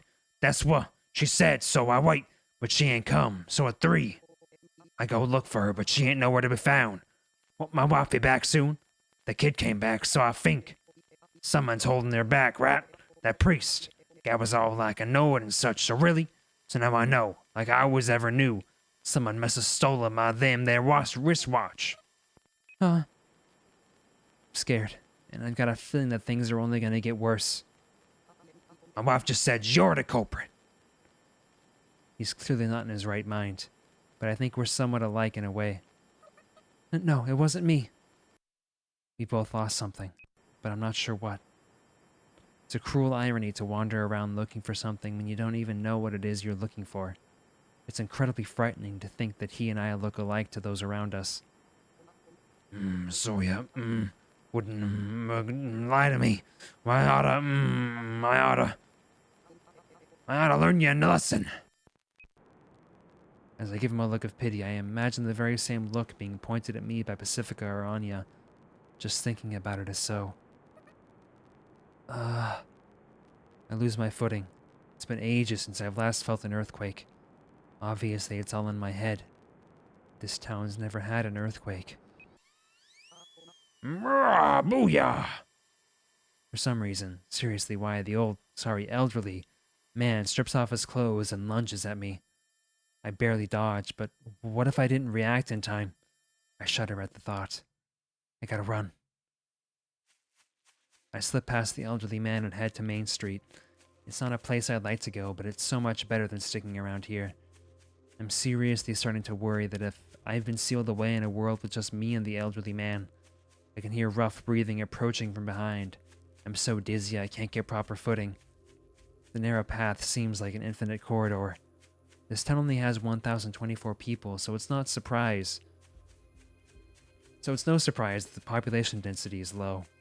Not sure why that thought passed through my head. Guess my brain just wants to escape from reality. By the time I leap out onto the bustling main street, I'm out of breath despite not having run that long of a distance. I don't scream for help. I wanted to, but I hesitate at the last moment. The ghosts look at me with fear in their eyes since I rushed so suddenly out onto Main Street. I feel like this happened once before. I can suddenly feel the cold snow through my boots again. My nose tingles. The elderly man catches up to me wearing just his undershirt. I finally got you. Please stop already. I shout. Part of my brain, or rather a part of me says, You should have ignored him from the start. The elderly man stops and stares. Did my shouting catch him off guard? Ugh. The old man's eyes begin to water, and it's not because of the snow. He's crying. Why? Why am I alone? Mama, nobody loved me. His cries echo even louder than my shout. What's his problem? I want to know. I really do. This is really uncomfortable. It's like when someone points out something that you can't just unthink. I'm starting to get nervous here. I don't know. I avert my eyes and walk away. I've taken a bit of a detour, but Pacifica's house isn't too far away. And this time I'll make sure to ignore everyone. The elderly man stops crying. When I start walking, the path clears. Crunch, crunch. The snow crackles underfoot. The ghosts chatter, their voices masked by that faint sound. I keep walking. I know the answers to your questions, little missy. I don't stop walking. Crunch, crunch. He's bluffing. I'll tell you the town's secrets. Crunch. Don't stop walking, you idiot. You want to know why we're here and what exactly this town is, don't you, little missy? I turn. Oh boy. I turn around. I turned around, didn't I? A minor blunder. The whispers of the ghosts and all the other various smaller sounds seem to fade into the distance, as if I had turned down the volume knob on the TV little by little. I can even hear a static noise deep within my ears. The elderly man notices my piqued interest and hums to himself in satisfaction. The glitter in his eyes is somewhat frightening, but also somewhat intriguing, which is why I can't just look away. Everyone, and I mean everyone's gotten used to it, but this here town's strange, don't you think? The noise in my ears gets louder. I think it's strange, and so do you. We the same. No. I don't want to be put on the same level as this elderly man, but that's not the only thing that's making me uncomfortable. But we are alike. Don't you think it's time we joined hands? I'm scared, but why? It's probably because I'm not mentally prepared to hear the answers to the questions I've always had. Now that they're within grasp, I'm faltering. Together, we can put an end to this here sealed-away era. It's a win-win situation, see? I'm curious, but I don't want to know. You know, it's like when someone at school says they know your crush's crush. In the worst-case scenario, that's curiosity. That curiosity can make me turn out like him. The elderly man takes a step forward. He reaches his arms out, as if offering me salvation. Unfortunately, deep down in my heart somewhere, I do want salvation. So, what do you say? Zzz. The noise grows louder. No, please no. I reject him twice for good measure, because I almost impulsively took him up on his offer. Why not? It's simple, you know. He takes another step forward. He grabs my hands. His hands are so much bigger than mine, and they're warmer than they look. I know. Why don't you be my daughter? Snap. What he said just now snaps me wide awake, as if I had woken up from a dream. The elderly man's weird undershirt, his clearly abnormal mental state, my loneliness. Well, things are a bit backwards from how I planned, but it's no biggie. He starts swinging my hand around as he's giving me a double handshake. No, my daughter-loving honey, she's sure to come home if I bring home a daughter, or else there ain't no God. Is this some sort of scam? Maybe it isn't, but I'm getting really annoyed now. Sorry, but I've got to go. You can't go, ah! He won't let go. His grip is surprisingly tight for an elderly man. Let go! No, I ain't ever letting go. Not again! I can't help you. I just need someone, anyone, and don't matter who. Someone, anyone. It doesn't matter who. Those words cut deep, and that's why. Lepatok! I hurled the elderly man away without even thinking about it. Somehow I just know that if someone's gripping your hands and in your face, and they just so happen to be taller and lighter than you, they're easy to throw down. But when did I learn that? The elderly man's back crashes against the wall of a building. He says only that before losing consciousness.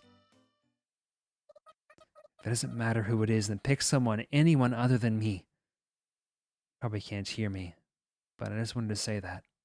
I feel a bit more courageous now. But that must have lost me some points with the town's ghosts again. Oof. I thought I'd be more shaken after injuring someone, but oddly enough, I'm not that shook. I'm calm enough to walk and think about how long it'll take for me to get to Pacifica's and if word of the incident will spread. Crunch, crunch, crunch. All right. The new ghost should be here by now. Crunch, crunch. I'm sure Anya's going to talk about me in some exaggerated way and Pacifica will rebuke her for it. Crunch, crunch. And that's when I come in, calling Anya names like Poopy Doo Doo Head, and Pacifica will agree with me. I wonder if the new girl will laugh. I bet she will. Crunch. I can't wait to see them all. Wee-oo, wee-oo, wee-oo. A siren. Coming from behind. No way, I think to myself, only for the police car to pull over behind me. Oh, for crying out loud. The audio feedback of a megaphone screeches. This is the police. You! Stop right there and turn around. Slowly. Megaphones always give voices a particularly grating sound.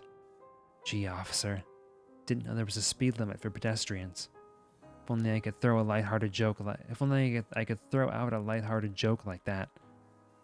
I hesitate for a few seconds before turning around, and as a meaningless token of defiance, I turn around at a normal pace instead of slowly. As a coward, that's about as much resistance as I can muster. But that's enough resistance for the man to pull out his gun as soon as he comes within eyesight of me.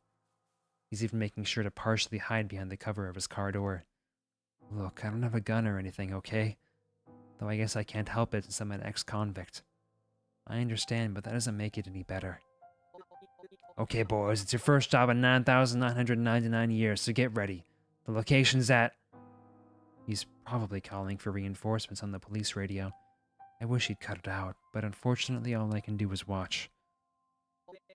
Over. The suspect is... the ninja. Again with the ninja talk. Why do they think I'm a ninja? I'm not a just turn yourself in, please. We don't want to have to do anything either, you know? Just want to talk. I'm pretty sure talking counts as anything. I almost forget about it, but that's how cops are.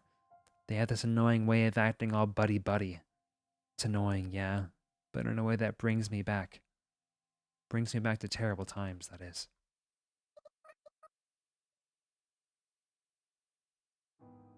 I didn't do anything wrong. But there was a report, you know? You assaulted an elderly man, didn't you? I didn't do anything. And I've got somewhere I need to go, so if you'll please excuse me. Okay, so how do you explain the elderly man slumped out over there? Self-defense? Everyone guilty of excessive force claims self-defense, you know. But this is a no-but situation. But this is a no-but situation kind of but. This waste of time sluggishly drags on. Sir! Here comes the police. Where is she? Brushing in from the back alleys.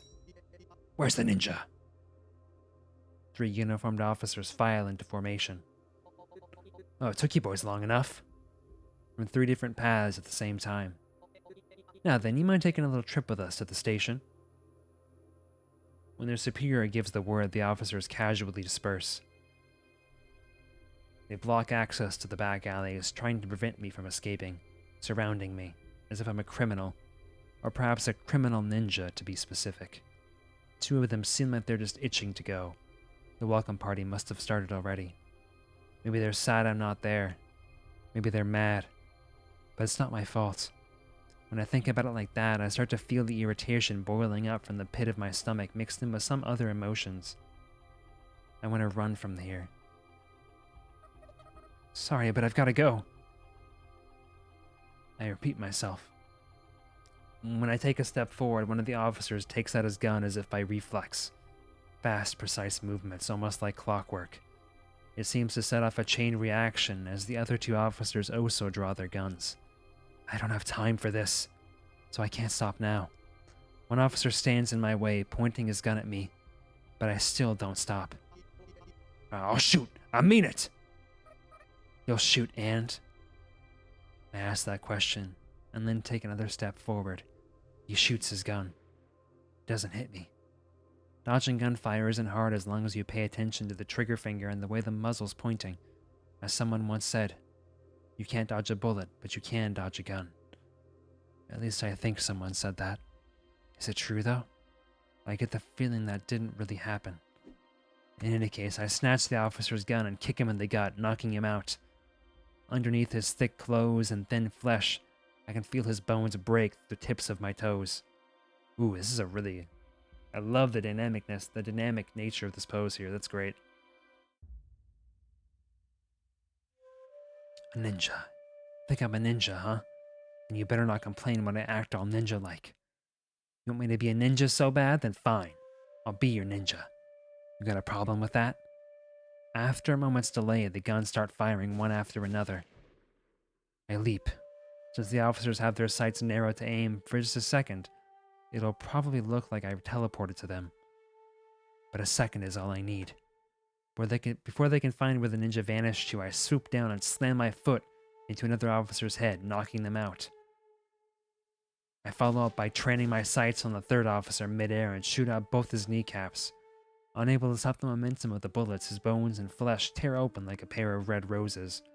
Only the police chief remains. He seems to be preparing something behind the cover of the police car door. Is that the awkward pump action of a shotgun I hear? My suspicions are confirmed when I see him awkwardly point a muzzle through the tinted glass. But I don't stop. I hold up one of the felled officers as a human shield as I advance. Do you dare shoot your ally as he still breathes? He dares. I admire your guts, Chief.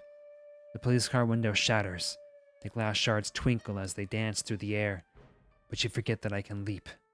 Now you have nothing to show for your guts, and his allies' guts are showing for nothing. As I dodge the wide spread of shotgun pellets, I look down at the astonished face of the chief. I brace the lower half of my body for the landing. Why do you look so surprised? This is what ninjas do, isn't it? It's your own fault. I know I've always wanted to dream, but this is pretty much a nightmare. Before I realize it, I hear the noise in my ears again.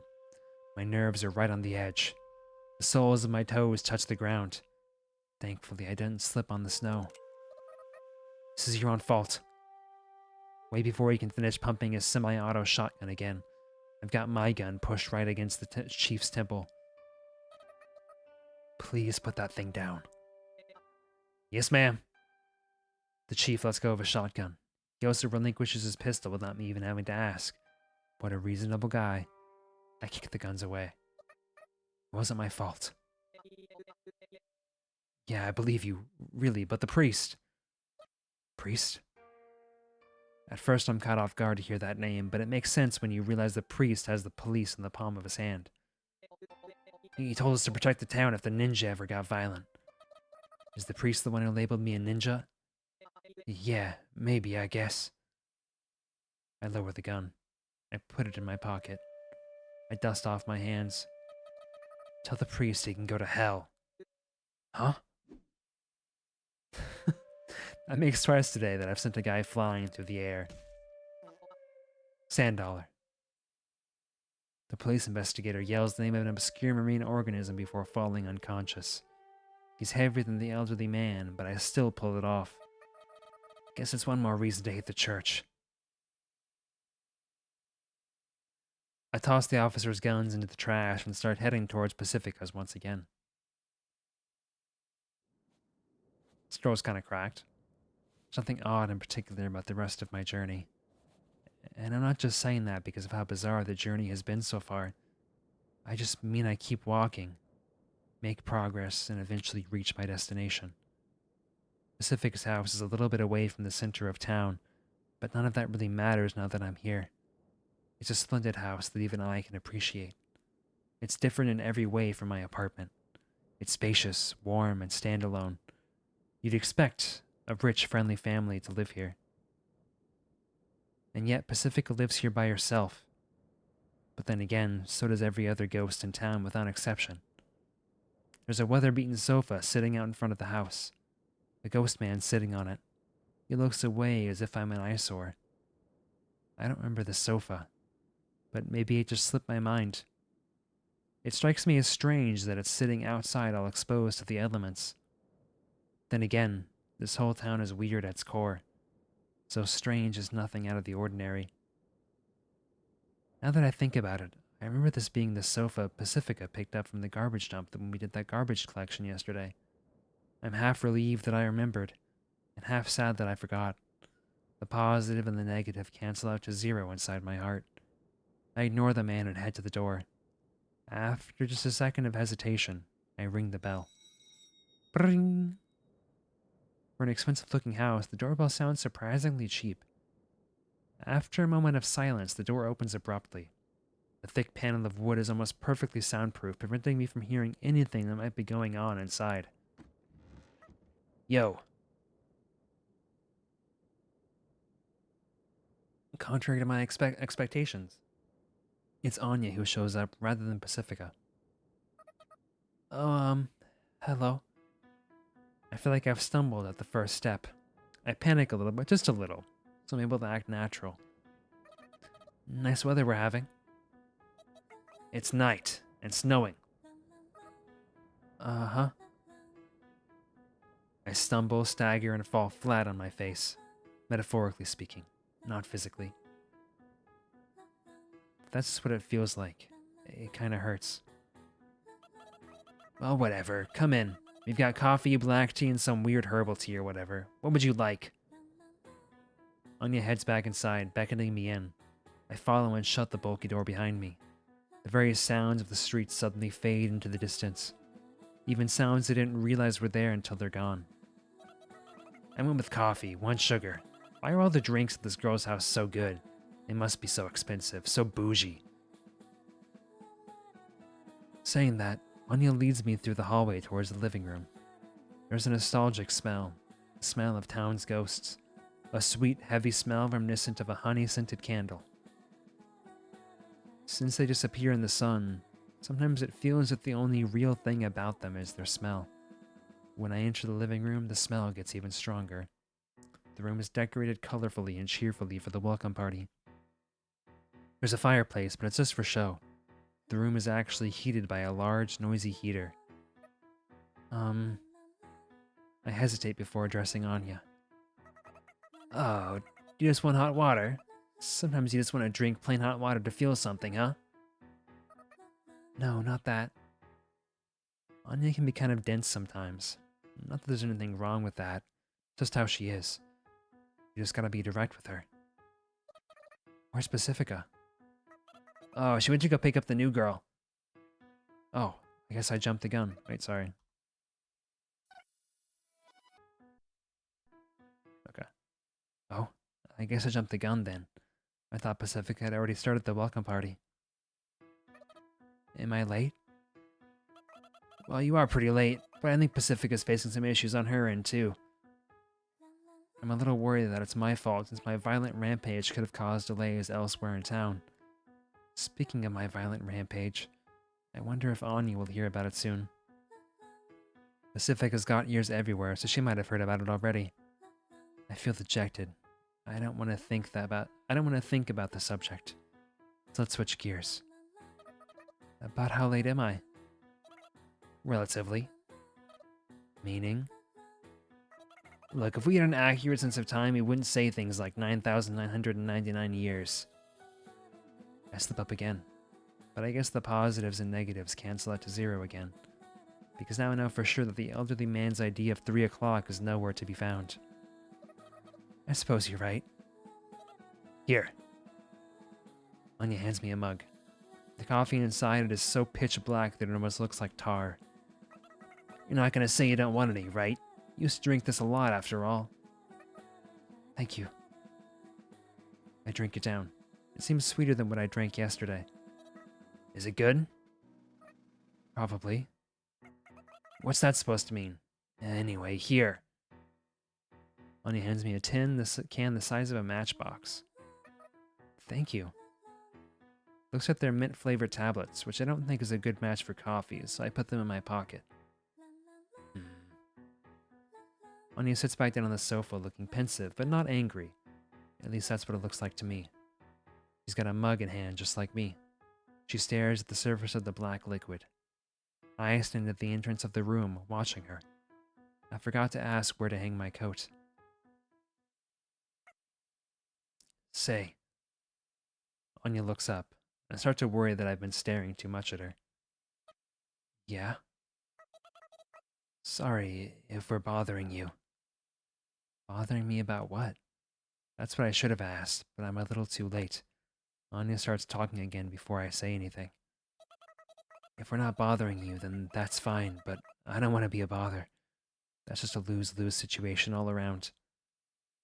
Anya talks in intermittent bursts, so it takes me a moment to figure out what she's talking about. Are you talking about calling me over here? If it's a bother, then I'm sorry. You don't look like you're enjoying yourself too much, and you look like you hate it when I talk.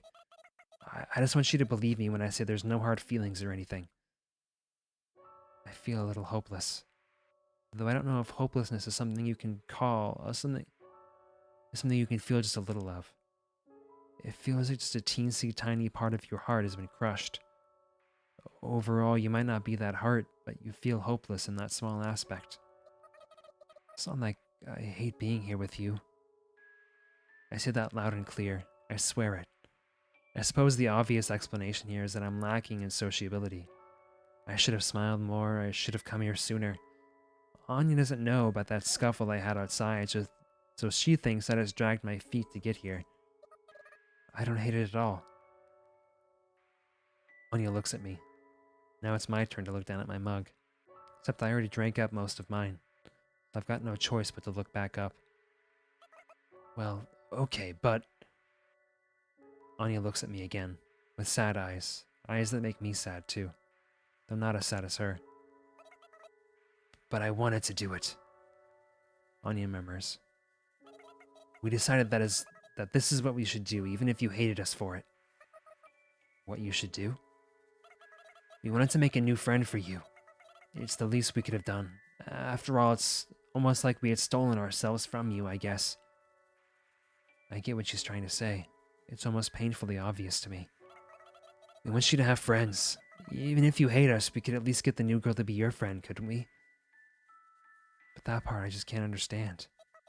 I'm sorry, I really am. I'm sorry if we're being too nosy, but still. You've got it all wrong. For a moment, I thought I could hold myself back, but I realize I just can't. I shout.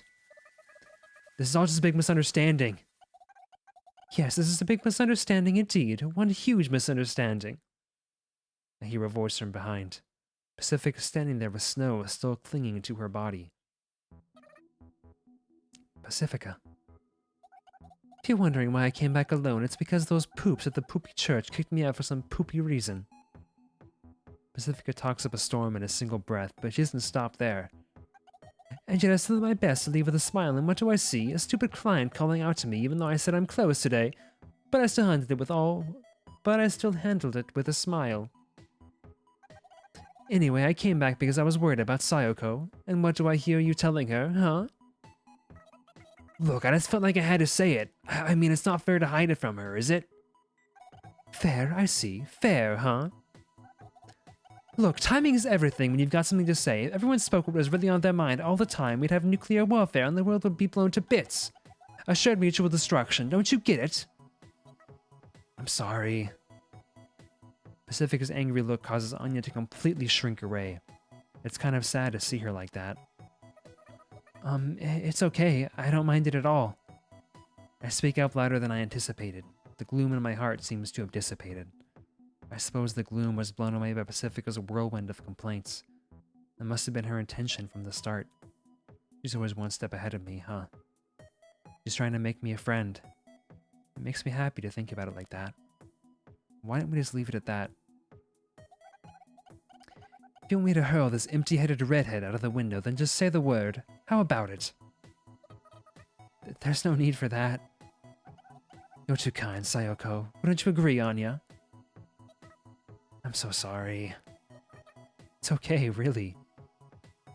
When I let out an exasperated sigh, Pacifica holds my hand. She then looks me in the eye and says, You know as well as I do that this girl's kind of blunt. She doesn't mean anything bad by it, okay? Okay, before I can find the next thing to say. Bring! The doorbell rings. Anya? Got it. Anya goes to the door in Pacifica's stead. It's probably that client again. Just tell him I'm busy today. Gotcha. Anya slowly disappears down the hallway. So slowly that you can clearly see how annoyed she is. So what were you trying to say, Sayoko? Oh, I was just thinking about how amazing you are, Pacifica. Thanks. But what do we do now? We've got to take that girl home somehow. What's she like? Well, I only caught a glimpse of her. Suddenly. Ah! Anya shrieks at the front door. For a second, I think it's the police. But I just incapacitated them, and that gue sounded like a gue of annoyance or disgust more than anything. I wonder what that's about. Hey, Anya, what's wrong? Oh, well, I'll be right there. Damn son of a bitch. An exasperated Anya peeks into the living room. Passy, you've got a visitor. A small creature hops up from behind Anya. Or at least that's what it looks like. It's obviously not an animal. Thanks for inviting me even though you're so busy. Woo, what a lovely house you have. You weren't invited. The small creature is actually just a child. Well, I'm not exactly an adult myself, so am I a child too? I don't think I give off childish vibes, though. Do people only see others as children if they think of themselves as adults? See what I mean? Am I right? What evil have you ushered into my house? Pacifica furrows her eyebrows. This little girl couldn't possibly be that harmful, could she? Oh wow, you must be the ninja everyone's talking about. It's a super honor to meet you in person. As soon as the girl notices me, she speaks up with sparkles in her big round eyes. I probably am. Hi. It's a pleasure to meet you. She takes a few steps towards me. She then cutely removes her glove and reaches out for a handshake. There really shouldn't be anything cute about removing a glove, but somehow she pulls it off when she pulls it off. Okay.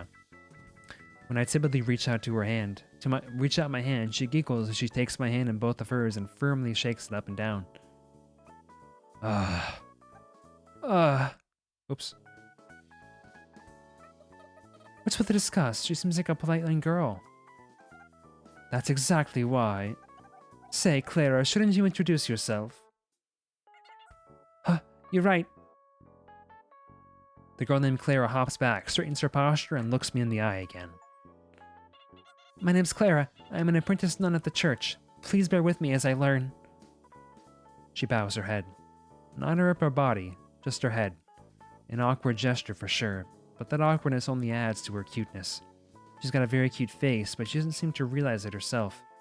It looks like she's trying her best to please everyone in her own way.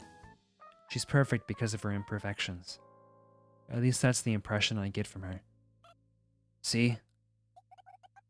I'm sure you understand now, Sayoko. Huh?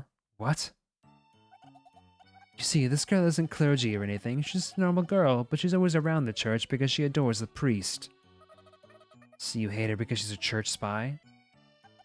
That's about a third of the reason why, yes.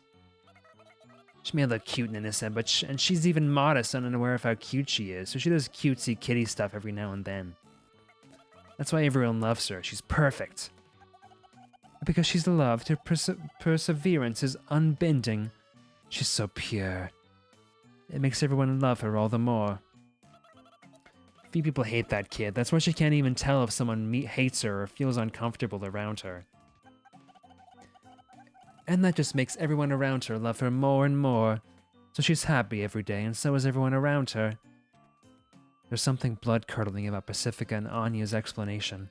The way they're blocking the exit as they talk makes it feel like they're initiating me into some sort of cult. I suppose that's pretty much the opposite of what they're doing, though. Everyone loves that kid. She's cute, unbiased with her unconditional love, and she has an irresistible charm. Huh? I haven't done anything worthy of praise. I just want to be like the priest. She's got a very cute face, but she doesn't seem to realize it herself. It looks like she's trying her best to please everyone in her own way. She's perfect because of her imperfections. I take another look at the nun in training in front of me. Huh? She kind of pisses me off. I know, right? It seems we've come to an understanding. So basically, it boils down to how it makes one feel to see this perfect little girl living her perfect little life. Many people will probably think she's cute, but some won't. So you're projecting and using her as a scapegoat for your own inadequacy. You could say that. Well, I guess it's kind of creepy for everyone to like someone, so I guess that's natural. I won't deny it, but I won't apologize for it either. Okay, let's toss her into the fireplace. It's been a while since that thing's been useful. Oh, Miss Anya, what a funny joke. Oh, come on, damn it. Anya looks upward pleadingly as if she's given up on everything. She then shuffles over to the sofa and collapses onto its soft fabric. Clara sees that and says, Miss Anya, you're so funny, which only causes Anya to groan again. Well, anyway, what brings you all the way out here today? I've got a bit of a hunch. Pacifica crosses her arms and gives Clara an ice-cold glare. But Clara just looks back at her without batting an eye. I can't believe it. Oh, right. It seems there's a misunderstanding about the new ghost in town, so... I've had enough of that poopy priest's excuses. The priest isn't poopy. The poop isn't priesty. He's a priest. He's a poop. Priest. Poop. Priest? Priest. Poop. Priest. Poop. Okay, fine. He's not a priest. He's poop. I get it. Yeah, he's poop. Huh? Would you cut it out with the huh, you poop? Okay, they're using poop a lot. Ahem. The priest is a wonderful man. I'm sure he has his reasons. I believe you'll understand one day, Miss Pacifica. What reason could he possibly have to label the new girl dangerous and lock her up? I'm sure he cannot give any reason that people would understand right now. I believe he'll explain in full when the time comes. So why did you come here personally? I didn't want you to hate the priest, so I came here to come to his defense on his behalf. So you're saying the poop didn't send you here personally? Ah, you should have just said it sooner. I thought for sure the poop had entrusted you with some poopy message. No matter how much Pacifica makes fun of the priest, Clara's eyes never lose their shine. I can do nothing but shudder as I watch the conversation unfold. The priest delivers the word of God to us, and Clara wants to deliver the word of the priest to everyone. Anya. I heard ya, poop poop. Don't bother with the fireplace, the window will do, it saves us the trouble of cleaning up. You think so?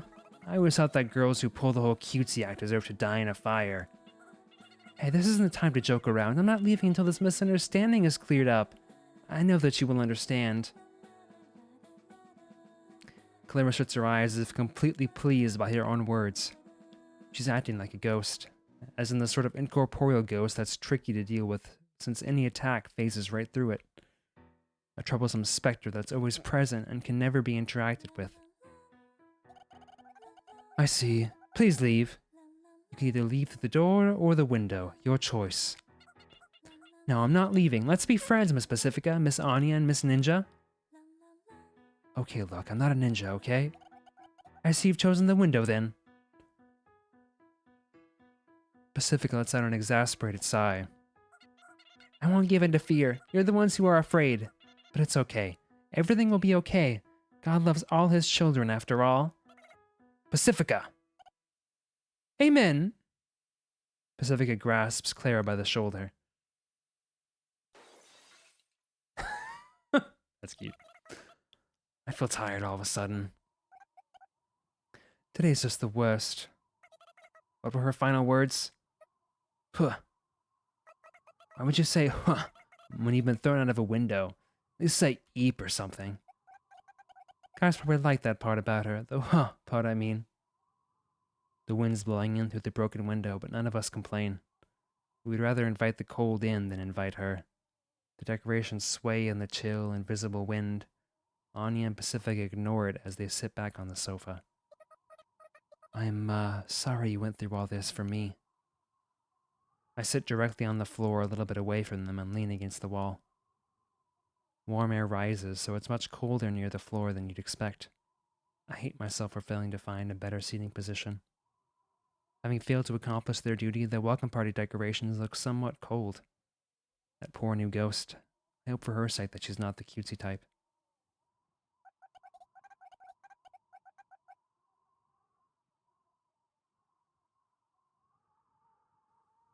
Don't worry about it. I'm not mad at you, Sayoko. I'm mad at the church. You know that, don't you? Well, yeah, but I was thinking I caused you a lot of trouble. I don't know the specifics, but I realize Pacifica's worked really hard. For my sake. So that she could make me a friend. Even if I stopped being her friend? What's that supposed to mean?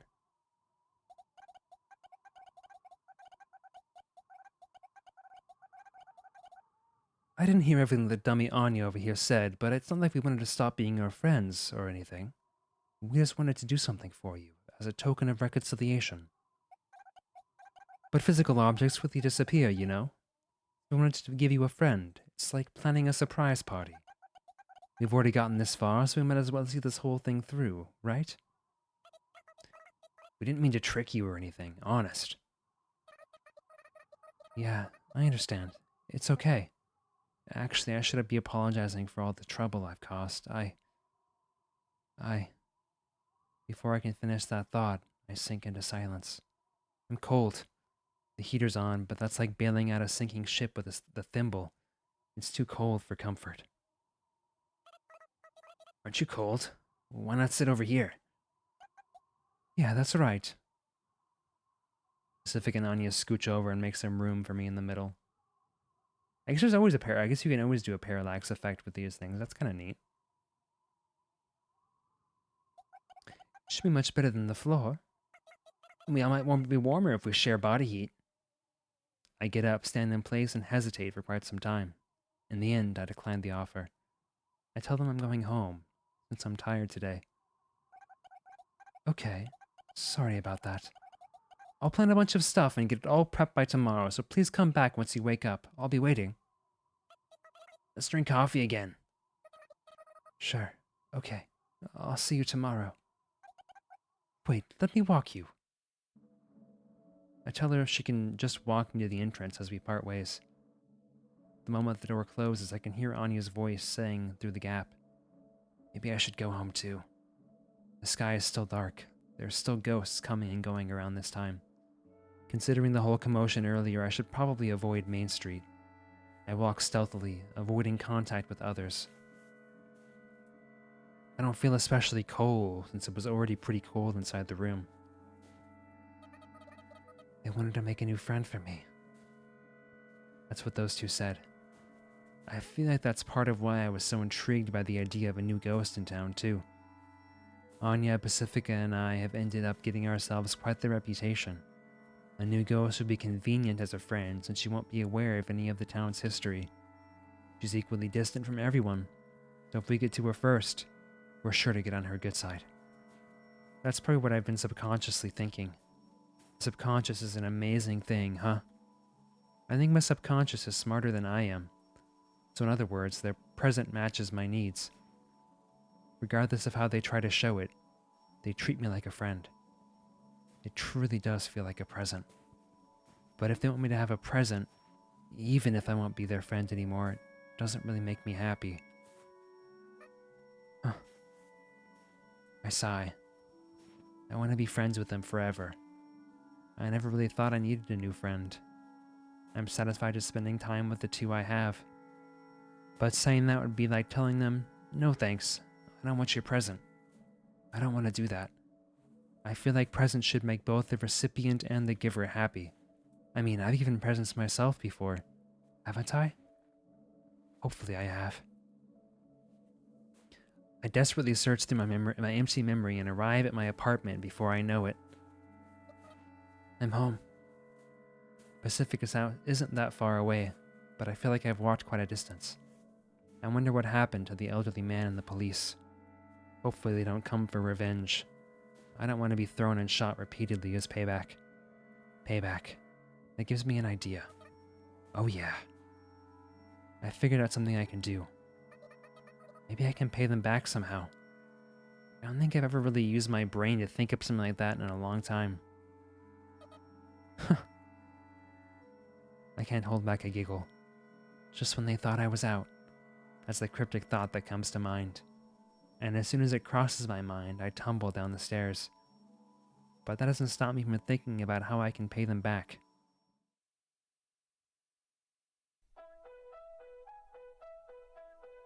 Oh, that's cute.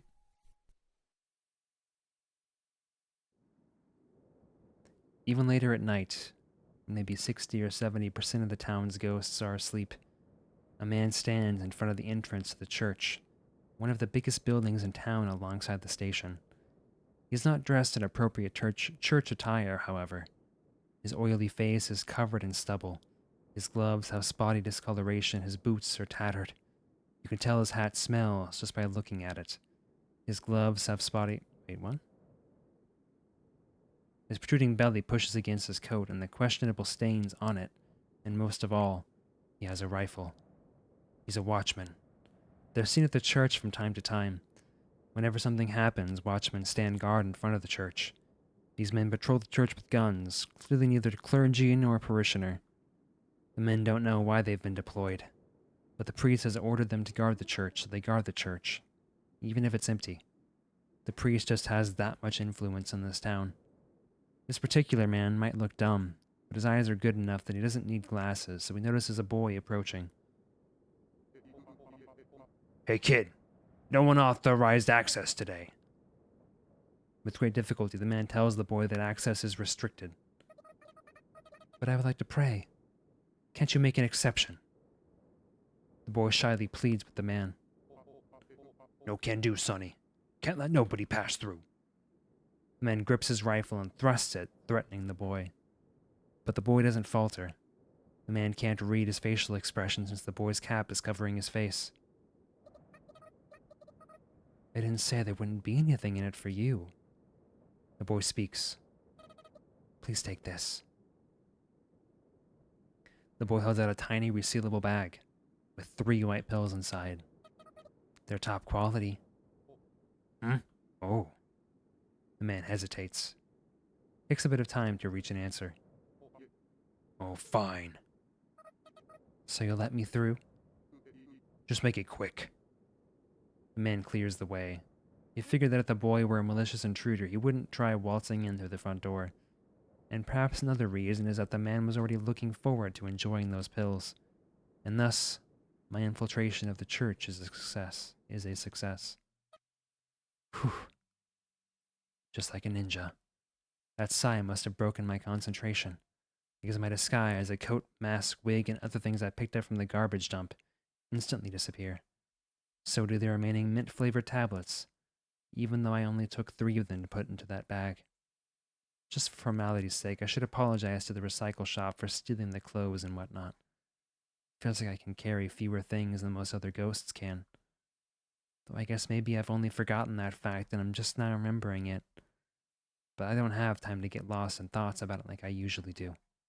Because I hear someone. Or rather, I hear and see someone at the same time. And just the sight of that someone alone is enough to make me sick. What brings you to the church this late at night? There stands the priest. Are you the priest? Be stupid to ask that, so I don't. This priest matches the priest in my vague memories, so this priest must be the priest. He reminds me of a long dead lion. His swept back hair looks like a mane. His eyes have the sharp glint of a carnivore. His voice is low like a growl, and he carries himself confidently, like a true king of beasts, though he's more like a king of ghosts. This king, who appears to be around 30 years old, stands like a priest with his hands held behind his back as he talks to me gently. How strange. I believe we had already closed for worship today. The missile. The mythos here is really interesting. When the priest moves, I smell the scent of dust and burnt out candles. Well, I hate the church. I don't hate the smell. They let me in because I had some business here. I see. Rules are rules, and upholding the rules is a watchman's job. So I can't have a watchman helping someone break the rules.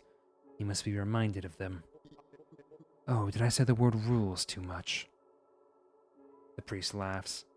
I can't help but laugh too. What is this feeling? He looks at me with composure and magnanimity.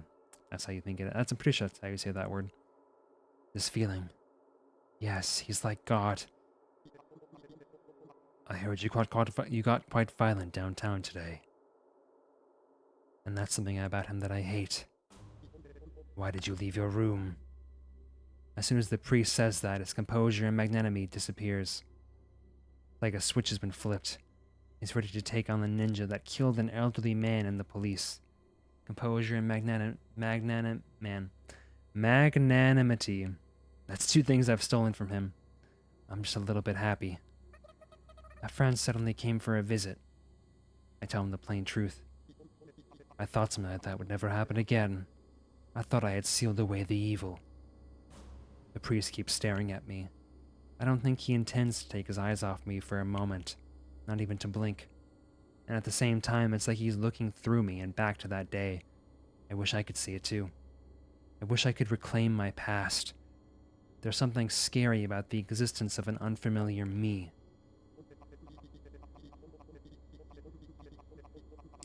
You've changed quite a bit since the last time I saw you. For a moment, I didn't recognize you. But I surmised if anyone was going to pay us a visit, it would be you. My chest hurts like a tooth cavity, like a long, drawn-out pain that'll deprive me of sleep. So that must explain why Pacifica and Anya seemed hesitant to get in touch with me. I've changed, and probably not for the better. Those two are nice, so they won't talk about it. I didn't notice. Those two have been watching over me, and the current me has just been taking advantage of their kindness. The me that those two talk about is just my empty shell. They embrace that shell, put on smiles, and explain things that should be common knowledge. Ah, this pain. It's at my heart. I heard someone say that the heart has no sense of pain, but that can't be right. But something has to hurt for me to feel this pain. Where is the pain? I can't tell where it is. I can't heal it. I hate this. The new ghost is here, right? Give her back. I speak in a firmer tone. I want to get out of here as soon as possible. Give her back. But she's not yours. And you've never had her. She's dangerous. Maybe even more dangerous than you. I need her. For what purpose? My friends need her in order to help me, so I want to help them get her. It's a strange thing to say, I know. Maybe I'm broken, but this is the answer I've come up with. So please don't interfere. I see. The priest says in exasperation. He's probably stopped trying to understand where I'm coming from. I cannot allow you to take her. She is a witch, a disruptor of the town's peace. I must seal her away. Peace? What is peace? We're ghosts. We don't die if we're killed. Does peace even exist for us? If so, then isn't every ghost already forcibly sealed away inside of this so-called peace? God is testing us. Until the day we earn His mercy, I must guide the townspeople to protect the peace and live modest lives, for that is my purpose. The priest looks at me arrogantly with his hands still held behind his back. He may be cautious of me, but he's calm. He has people to support him. He has a purpose to live for each day. He has a fulfilling life. I can't lose to someone like that. When we earn His mercy, He will lead us to paradise. By spreading His word to even one more person, we can live better lives. And I intend to hold out until that time. Each sin cleansed is another step towards paradise. Even someone as empty as me can realize that, and so I pour all of my nothingness into it.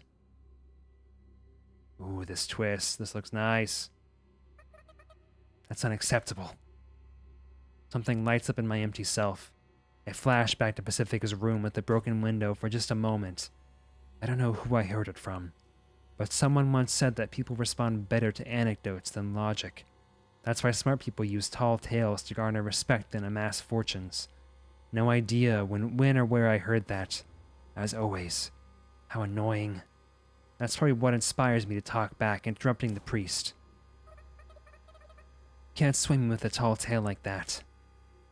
I say probably because it doesn't really feel like I'm the one who said it. It's not a tall tale. It's the truth. All of it. I'm not just some suggestible little girl. But you can be, as long as that is what God so desires. How long will you make this out to be God's fault? Do you hate this place that much? Just give up already. There's no escape. Surprisingly enough, I laugh. A laugh that's a mess of different human emotions. Now that I think about it, people laugh all the time, whether they're happy, mad, or sad, but it's a different sort of laugh. That's probably why it's appropriate to laugh in just about any sort of situation. Who am I, anyway? Who's this girl who's talking? Some organ inside my body feels like it's been set on fire, and that fire is setting me in motion. The magma-like heat boils my blood and circulates through my body. Even my head becomes a red-hot lump of heat, lighting up every last nook and cranny of my thought process. Silence! The priest brings his hands forward, away from his back, revealing an automatic pistol, which he points at me. Just as I suspected, I suppose. You're evil. A demon. Sorry, but there's no demons here. Just ghosts. It's ridiculous that you pretend we're alive when we're already dead. Our souls are alive. I'm going to shoot you. You'll revive. Lives and souls be damned. It's just a universal rule.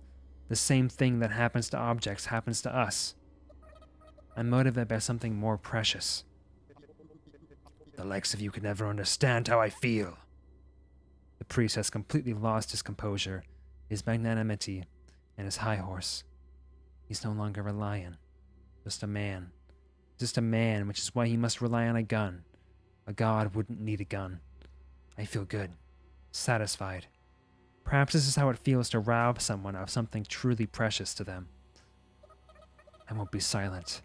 What I have to say concerns you, too. Come on. Don't give up in this cold, dark place. Just... silence. Please. Don't say the same things she did. Feel a hint of compassion for the priest as I conclude with this final question. How long will you keep waiting, and for whom? I don't understand the words coming out of my mouth, but I do know that they're the last words that should come out of my mouth. Why? I don't know why I know. Hopefully someone does. I'll kill you! I see the priest pull the trigger in slow motion. Once I see it, my attention is drawn behind me. Father! Back towards the door I came in.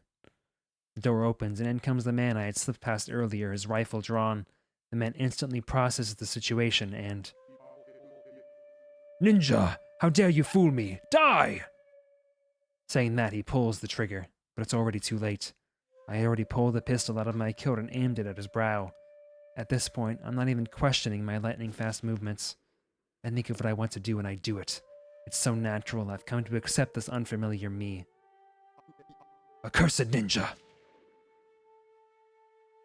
The priest fires without hesitation. He probably realized that now that the man's here, chaos and destruction in the church will be unavoidable.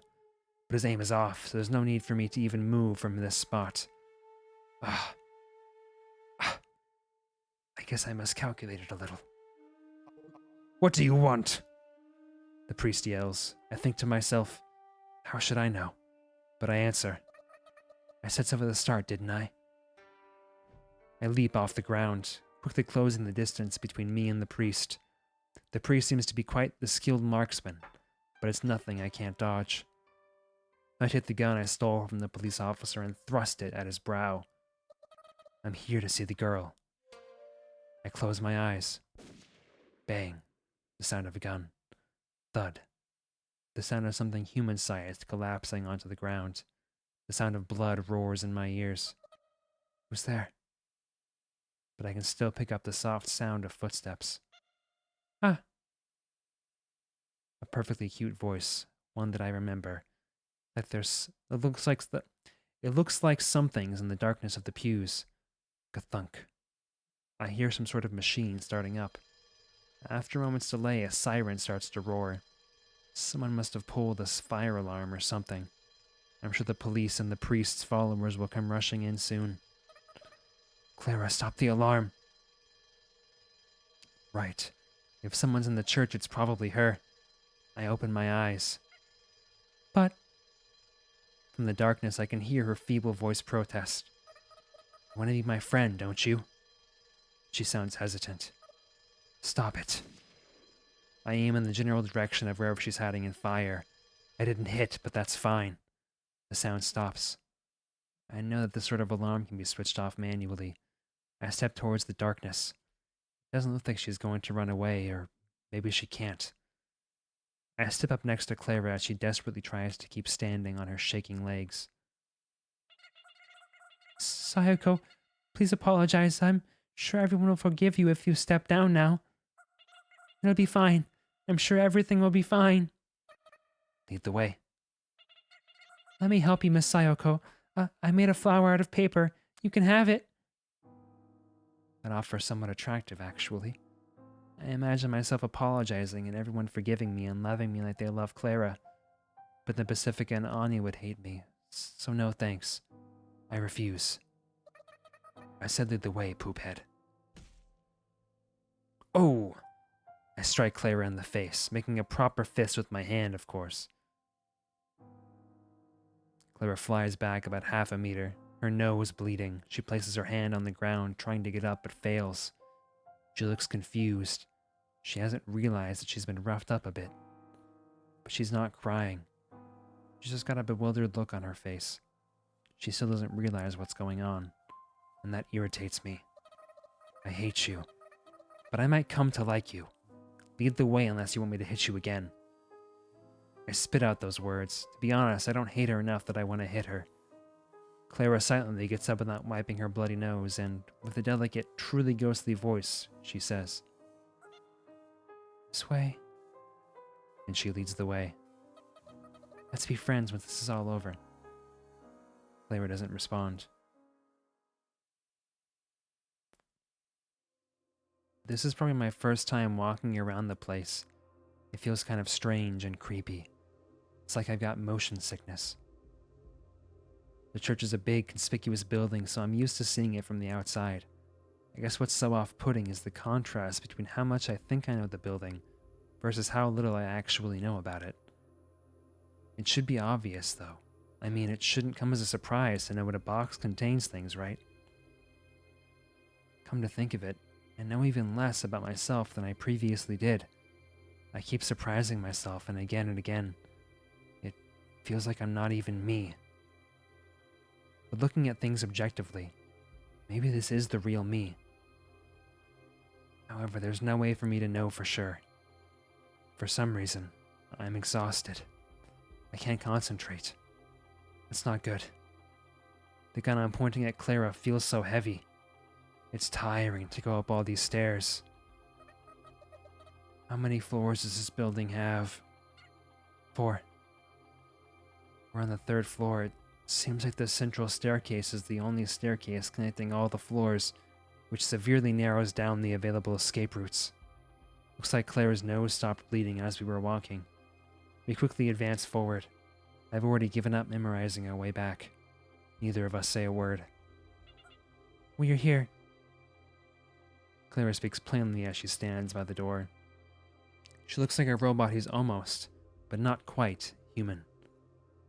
Her current mental state must be like what mine normally is. There's not much of a height difference between me and Clara. Her hair is the same length as mine too, even though it's a different texture. If I usually look like she does now, I must really come off as a weirdo. You go in first. I think a lot of different things, but that's what I end up saying. Okay. Clara opens the door. She then puts her hands together and bows. After a moment's delay, I realize that it's out of deference to me. Pardon the intrusion. Warmth flows in through the doorway. The heating must be on. Someone's in there. The someone I came here to see. Pardon the intrusion. I can't help but say that now that Clara said it. Something akin to dread overwhelms me. After all, despite all I've done to come see her, there's no guarantee that she'll see me in a positive light. Who will she trust more? The church that can find her, or the girl who comes barging in with a gun and a hostage? I'm curious to find out, but I've got no idea what to expect. What if she's completely unlikable? I don't know if I could get along with her then. Or maybe I should be worrying about me being the completely unlikable one.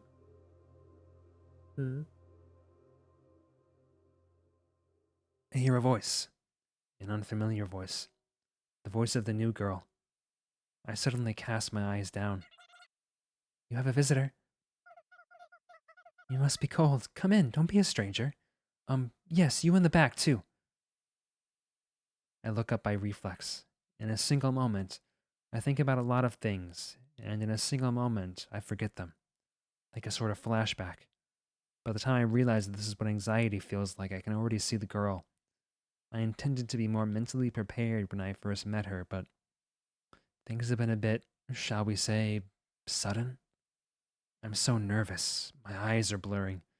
In my blurred vision, I feel like I can see many different things. Like rain, or school, or summer heat, or laughing with someone. And like a dream, they all suddenly come to my mind and disappear as suddenly as they came. Why? The fearful me is already the usual me. I remember how comfortable being fearful can be. Congratulations! She looks at me. At the very least, she's smiling. Sorry to keep you waiting. I give an odd reply, perhaps due to the tension. Why would I say sorry to keep you waiting in response to congratulations? But for just a second, it seemed like the proper thing to say. I just don't get it anymore. That might explain why I'm smiling, or maybe it's totally unrelated. I don't know. Either way, we both smile. I'm no longer afraid. I stare at her for a second. She's got big eyes, round, girly cheeks, and a smile that makes you happy just by looking at it. I feel like I came here to check on something, but I've forgotten what exactly. What's your name? I intend to take her back with me as soon as I learn her name. My name is yet to be determined. Yet to be determined. Once I say it myself, I realize she's saying she doesn't have a name. Not that that is her name. I'm a little slow on the uptake when it comes to things like that. Ah, jeez. I don't know how ghosts get their names. Do they keep their names from before becoming ghosts, or do they get new ones? No idea. So, hey, are you two free right now? Miss Yet-to-be. Love that. No, I'm not free right now, but I'm trying to free you. Please, run away with me right now. Oh, good! Miss Yet-to-be smiles, a carefree smile. I can tell just by looking at her that she's genuinely pleased. Honestly, I think that's a nice trait to have. Then why don't we eat some ham together? It's delicious, you know? You too, Clara. Unfortunately, it seems the new girl's not a good listener. This is plain bad, but I don't repeat myself. After all, there's no use talking to someone who doesn't listen. Can we go after we eat? I shift gears instead. We have to run quick, right? Let's eat fast so we can run fast, okay? Okay! Not that she's not listening. This person listens and ignores. That's right, she's the type of person who's tiring to talk to. Does she even understand that she's being held captive, or why I'm here? Okay, I get it. Let's eat. There were no rifle shots, just a few pistol shots. The alarm got shut off quickly. We went straight to this room. I made sure that Clara didn't take a more roundabout route to buy time. Backup will probably be here before long, but it's not here now. There are many worries in this world, but I know that very few of those worries will actually come true. Clara. Yes? Eat, like your life depends on it. If I do, will you surrender? She's something stupid, so I pistol whip her with a thud. I didn't have to think about accidental discharge, since the gun's actually already out of bullets. I'll think about it. Now hurry. Okay. Fresh blood flows out of Clara's nose. Man, Sayako's kind of a dick. Ta-da! On the table is a bone and ham. Its smoky scent can be smelled from steps away. And most of all, its size is overwhelming. Meat is a precious commodity in this town. Unfortunately, I mean, I guess that's a good thing. You'd think it'd make sense for ham to be in this town, since it's literally dead meat. But despite the fact that you can find freeze-dried, canned, and frozen meats everywhere, you'll rarely see meat as meaty as this. Pacifica lives in such a nice house, and I doubt she could even buy something like this. It's too big for me to eat by myself, so I'm glad you two came along. How did you get this? A man gave it to me. The priest? Oh, so that's who he was. That's kind of funny. As we sit down at the table, I keep my gun thrust at Clara. Miss Yetibi doesn't even address the elephant gun in the room. I don't know if she's ignoring it or if she just thinks it is what it is. Everyone's got their quirk. Maybe if you figure out someone's quirk, you can figure them out, but I guess for some people their quirk is being quirkless? What is this, My Hero Academia? Clara clearly has no appetite for the feast before her. Neither do I, but at this rate, the ham's not going anywhere. And so, if you wait quickly, I'll put the gun down. We shall eat then. Clara reaches for the knife to cut the ham. She awkwardly cuts the ham and starts gulping it down like a garbage truck. Oh, you've got such a good appetite! Miss Itaby cheers and pours a bottle into a glass. Let's dig in. I start eating the ham too. Yep, let's do that. Miss Itaby starts eating as well. Ham is a luxury food and is already delicious on its own, but there's a certain something that spices it up all the more. For once, I was able to find the answer after just a little bit of thinking. It's already bedtime outside. Morning is near. A human might call this a late-night snack. A meal outside of proper mealtime. I just remembered something. I just remember that midnight snacks are especially yummy, but I'm sure I'll just forget again soon enough. I feel that something like this has happened before, but unfortunately I can't remember. Whew. Once I finally managed to swallow an overly thick slice of ham, I let out a big sigh. We finished half the ham. I'm concentrating. That's a rare occurrence for me. Night's just full of rare occurrences. We're eating ham. There's a ham on the table as big as my head, and we're eating it with such gusto in order to escape quickly. The world is silent, save for the clattering of tableware, the chewing of ham, and the occasional crackling of firewood. It's almost as if everything outside this room has been annihilated, and the world exists only for us to eat ham. And when I say us, I mean me. Miss yet to be determined. And a crying Clara with a bloody nose. She's the one eating the most. The situation is very much like a dream. The softness of the high pile rug seems to numb my senses. It's like a dream. I ponder that thought again. The situation we're in is indeed like a dream. But is that a good thing? At least that's what I think to myself as I prod Clara's temple with my gun. Eventually we finish off the gigantic ham. That was delicious. Miss Itaby strokes her belly in satisfaction while I try to do my best to keep myself from throwing up. Clara's probably in the same boat too. You see, Miss Itaby quickly got full and excused herself. Afterwards, she watched us eat and said things like, "You two can really eat, and is it good?" So Clara and I ended up finishing off the majority of the ham. Now then. Miss Itaby steps up from her chair and claps her hands together. The stopped alarm starts ringing once again. Please wait here. Clara, if you run away, I'll kill you 9,999 times. I run out of the room and check what's happening outside. I don't sense anyone on this floor. The priest's corpse must have been spotted by now, and it should be clear that I am the one who killed him. I think to myself, if I were the backup forces, I'd gradually go up the stairs to corner me. There's no time. I rush back to the room and take Clara and the new girl. Oh, my suitcase. Miss Itaby says that right as we're about to leave. No, let's hold us back. I'm in a tight spot here. There's no guarantee that I can protect her and her baggage. Can we come back for it later? I decide to lie. We can come back for it any time. Okay then. Just a little white lie. Hmm? It's nothing. A gunshot rings out from a lower floor. They must have found the corpse. After that first shot, several follow after it. Then I hear something break. Sounds like they've got shotguns. That's no good. I guess they must have mistaken something for me. They ought to keep a cooler head. But that just goes to show how much they fear the ninja. Good. Excellent. If few people want me to be a ninja, then I'll play the part. Being bloodthirsty is simple. It's kinda nice, actually. Makes you painfully aware that we're dead. The gunshots stop. I hear men's voices. They must be arguing. Maybe they're pretending to clear the area, but I think they should keep it quiet. Sounds pretty dangerous down there, Miss Yetabe murmurs. Don't worry. I continue. We're going up.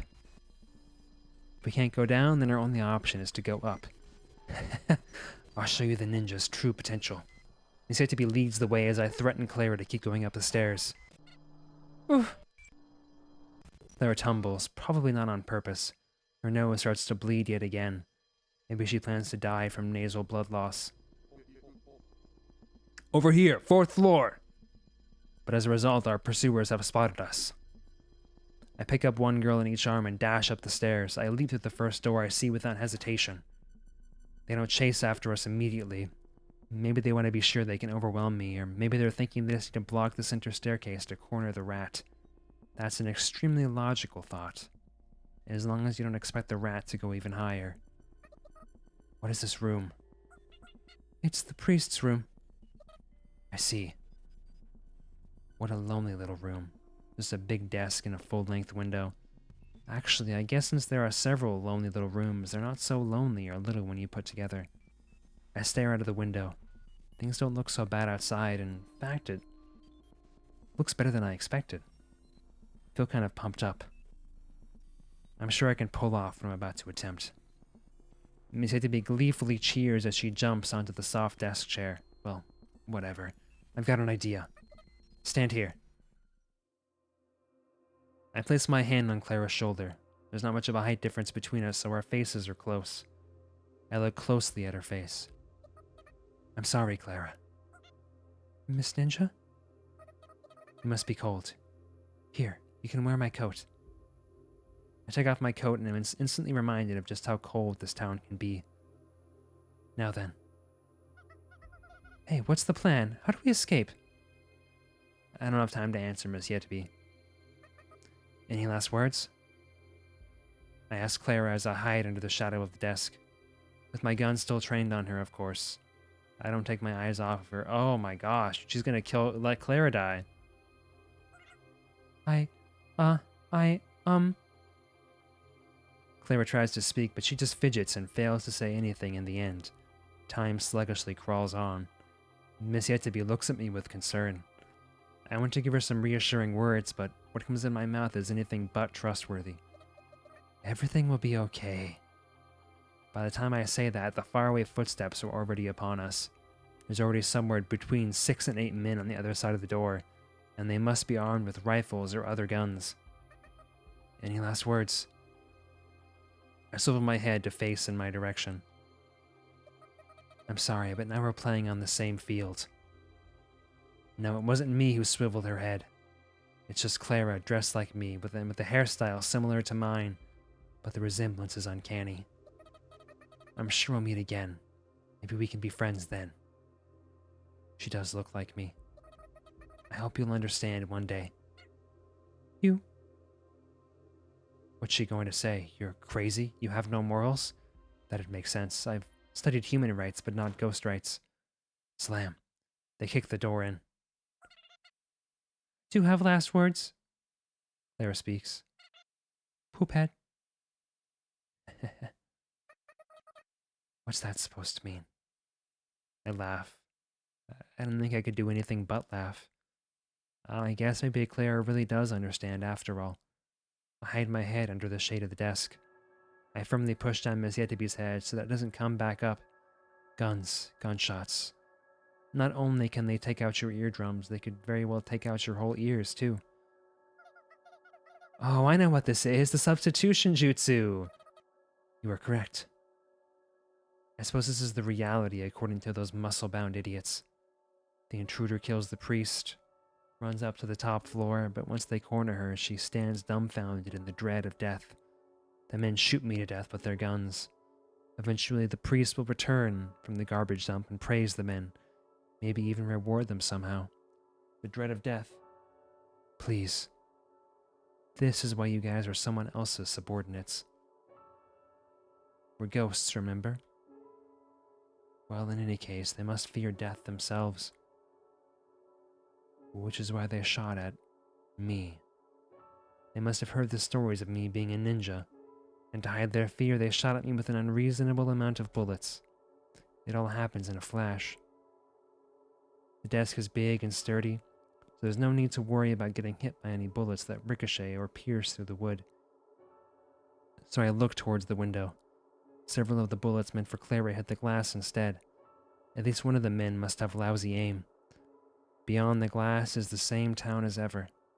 It looks more beautiful than it does from my apartment, but it's just a small little ghost town. Oh, wow. Oops. Loosen my grip. Miss Hate-to-be nods her head as if to say, I know, I know. For some reason, that makes me feel relieved. Nothing like a holy woman going down, huh? Correction. I don't think I feel relieved at all. The muzzle flash illuminates the scattering blood. It's my blood, or rather the blood of Clara disguised as me. It kind of makes me sick to think about it like that. Bullets rain down upon the bulky glass before us. Cracks form here and there before it finally shatters, thus eliminating the barrier between us and the town. Or perhaps I should call it the barrier between us and a sudden drop. But either way, it's a barrier we don't need right now. And at the same time, I hear something collapse behind us. I don't want to look. She's not just a nun. She's Clara. I clearly remember that fact. Let's go. Huh? You're kidding. No way. The fact that she's saying that means she understands what I'm suggesting. I forcibly wrap my arm around her waist and halfway carry her. I wasn't expecting her to be thin or anything, but she's thicker than I expected. In fact, her thickness is kind of reassuring. Okay, I don't know how much I like that. I'll give you the signal. You are kidding, right? I can fly. Ah! The man reflexively pulls the trigger when he sees me get up, but his aim is so bad his shot doesn't hit. The other men follow his lead, but they're too late.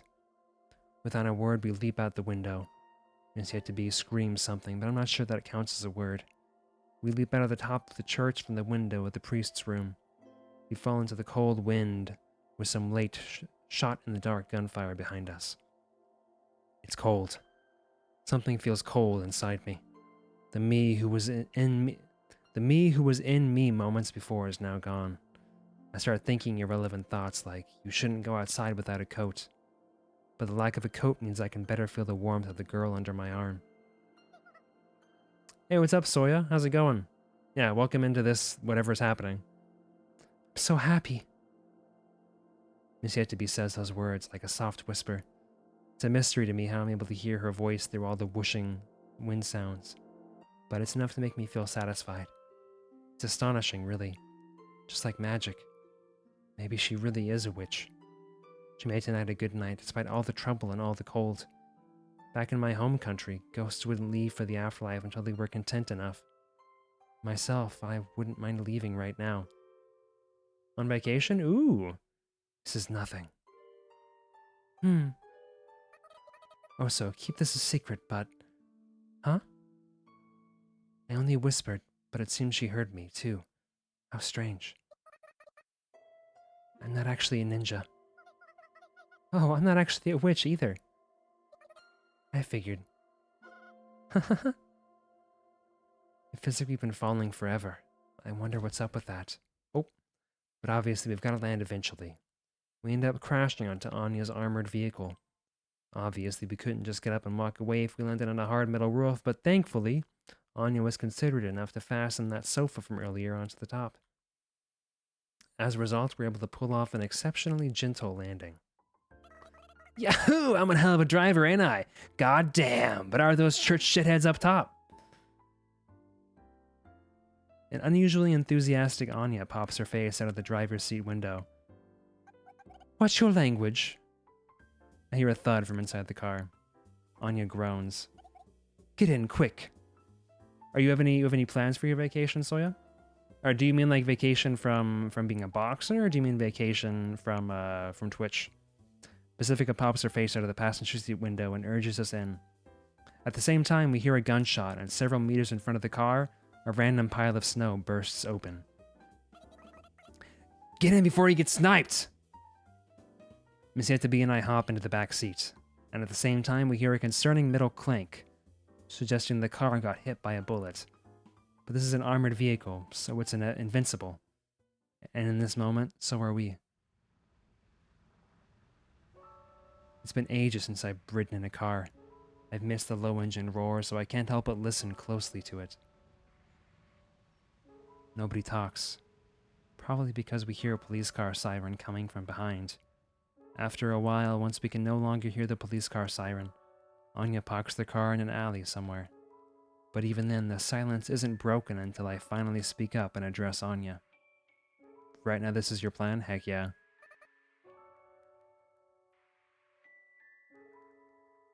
Say, Anya. Yeah? This is the same one, isn't it? Yeah, why? I didn't realize you still had it. I do. It'd be a waste to get rid of it, you know? I'm sorry. Don't apologize. I'm glad you came when you did. You're welcome for that. Anya lets out a sigh, as if she tried to laugh but failed. If only that were the case. Maybe grabbing ice cream and watching Clenad later. Ooh! Look at the two of you getting all lovey-dovey. Anyway, why did you call her and not me? Pacifica takes out a bag of snacks from somewhere and opens it. You'd think snacks would be out of place in an armored vehicle, and yet somehow it works. Seeing here, okay. I didn't know your number, Pacifica. Could have just asked, Anya. I was in a hurry. I had to prepare a disguise, too. A disguise? I disguised myself and handed those mint-flavored tablets to a watchman as a bribe. Then I put a new ventilation hole into the priest's skull and turned the nun into a colander. It's not until after I finished talking that I realized, oh crap, I shouldn't have said that. What I did was a small-scale insurrection, far from what any normal person would call ethical. I don't think those two would easily approve of my actions here. I'm sure they were expecting something a little more peaceful. I get the feeling I should have lied about it, but I didn't want to. Have you watched Feywild at all yet, Soya? Sheepy and I've been watching it. It is primo. It's not finished yet, but it is primo. For real? Good thing we're friends. Anya says that so casually. Thank you. So I casually respond. Anya grumbles something about priorities. Hey, Sayoko. You said I'm gonna jump, so bring the car behind the church, right? After I'd gotten home from Pacifica's house, I had called Anya on the phone. That's right. That phone is a direct line between me and Anya. It's a Frieden, which is it's a German word meaning like celebration. Anya quickly picked up and I quickly hung up. I finally understand why I keep avoiding the phone. I must be the type of person who's not good with phones. Did you think that Anya of Green Gables here would understand what you meant but just with that one sentence? Do you know what she said to me when she came to me for help? Pacifica munches on the corn snacks quietly yet angrily. Yeah, I said, what's that supposed to mean? Exactly. If we did exactly what you said, we'd all be in jail right now. You understand? Pacifica opens up a second bag. Miss Yetabi reaches for the bag, only to get her hand slapped away. Oh. That's why I came to you for help, okay? And I'm the one who told you to tie the sofa on the roof. This girl was just going to bring the car as it was, you know? She's got poop for brains, remember? That's fine. Yeah, it's so wholesome, dude. I cried so much during the first 2 episodes. I haven't quite cried since, but I've come close like 3 or 4 times since then. No, it's not, Pacifica shouts. Miss Hitaby finds some snacks on her own and starts munching on them, saying, It's not as good as ham. It's not as good as ham, but it's okay now that I think about it. I figured Anya would come to you for help and you'd catch on to what I was getting at, Pacifica. I was hoping that you two would fulfill my request, at least as stated, so, thanks for going above and beyond. I see. Well, okay then. Her voice is blunt, but somewhat tearful. I never want to make her cry again. We all fall silent for a while. I think it's because we're all feeling as if we had reclaimed something.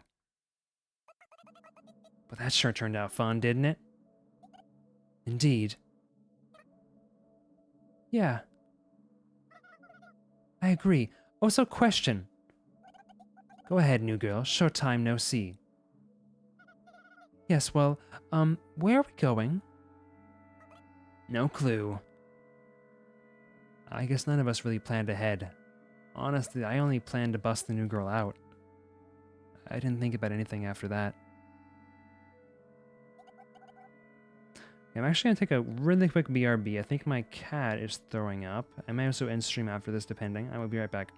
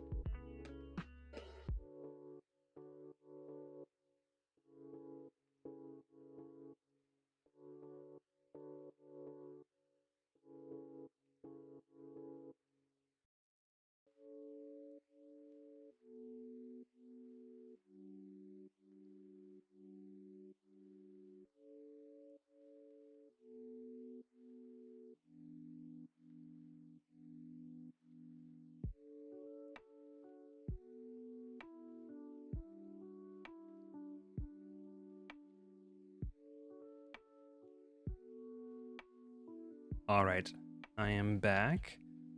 They are okay. Just a hairball ended up leading to a little more vomiting, but no, they're all good.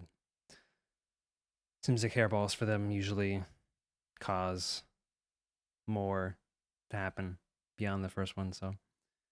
Where should we go, Sayoko? When she asks me that question, I respond with relative ease. Outside of town. I can feel the air get just a little colder. For real? Well, I kinda get where you're coming from. I don't remember what happened that day, so I want to try going out of town to jog my memory. I guess. Huh? What? Their faces freeze. Ooh, what's with those looks? Yeah, I'm really glad to. Suki just does this sometimes, I found. She did this a few weeks back. She's got a hairball and then kind of cascaded from there. But she's okay. There's nothing wrong with it, so. We don't remember. We don't remember what happened or what made you go, you know. Well, actually, I do remember a little, but we figured you'd remember, Sayoko. No, I don't remember. There are some things I remember, but they're far outweighed by what I don't remember. I'm shook, though I'm sure they're just as shook as I am. Miss Yetabe curiously looks at each of our faces. That's right, she's an outsider.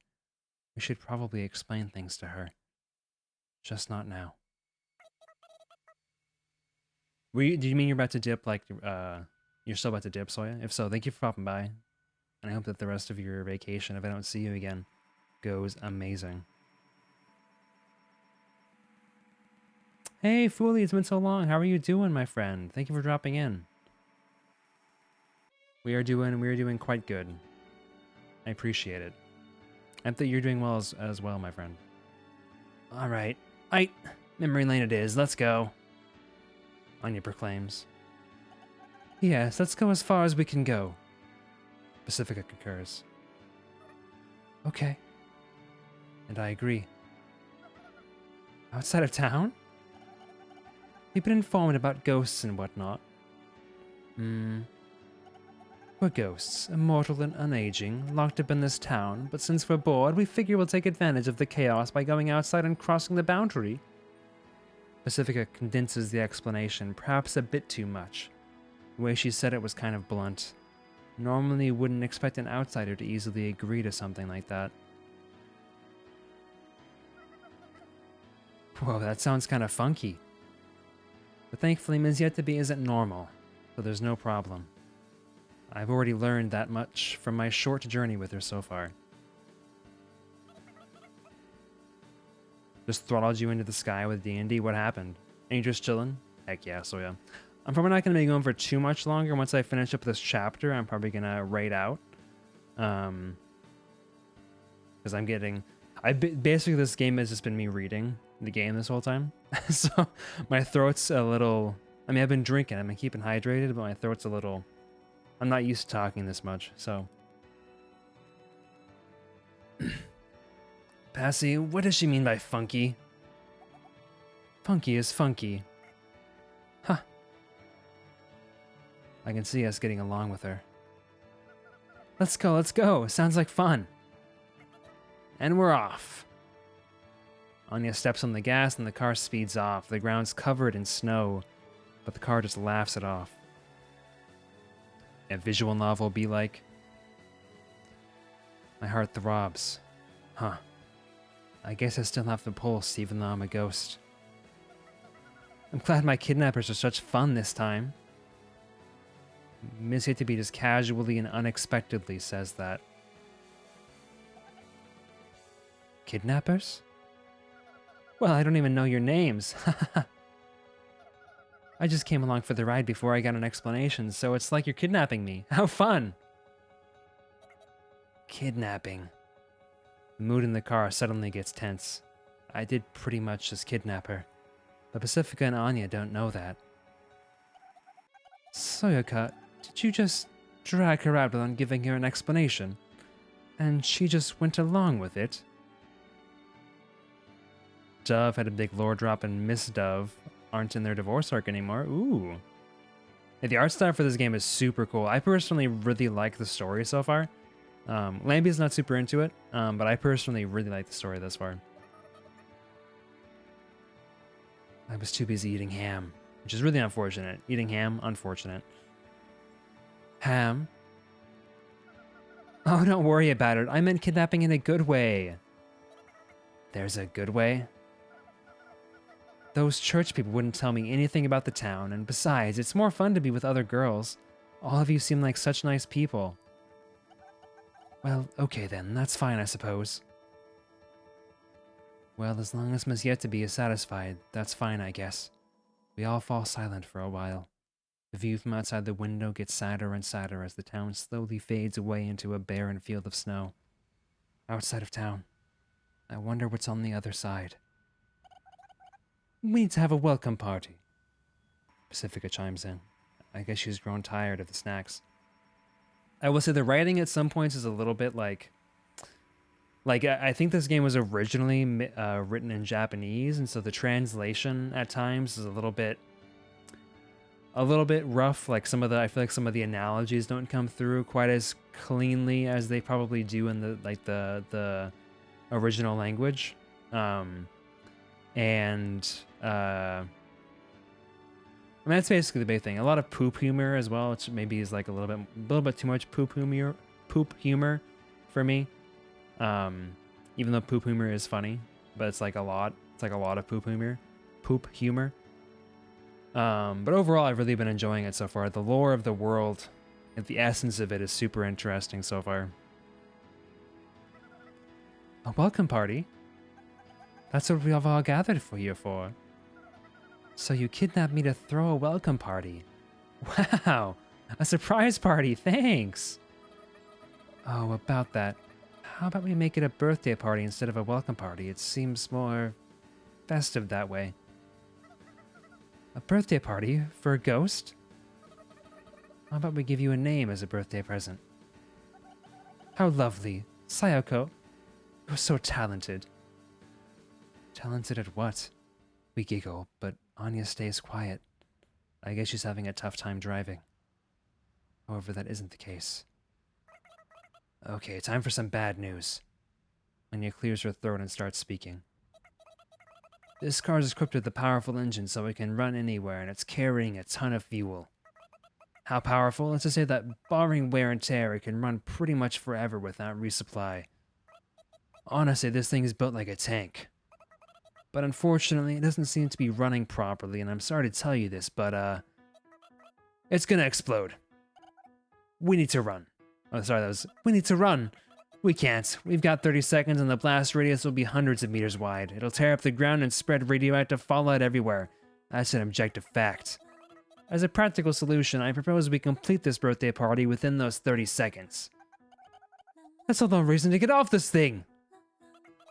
The blast radius is hundreds of meters long past, yeah, I suggest you give up. 25. I understand. Let's move on to the gift giving then. 22. Your name is Ham. No, wait. 18. Yoru. Yoru means night. That's what the Yo in Sayoko also stands for. And we met at night, so Yoru. For something I came up with on the spot, it's actually a pretty good name, I'd say. Then again, ghosts are dwellers of the night, so maybe every ghost in that town could be called Yoru.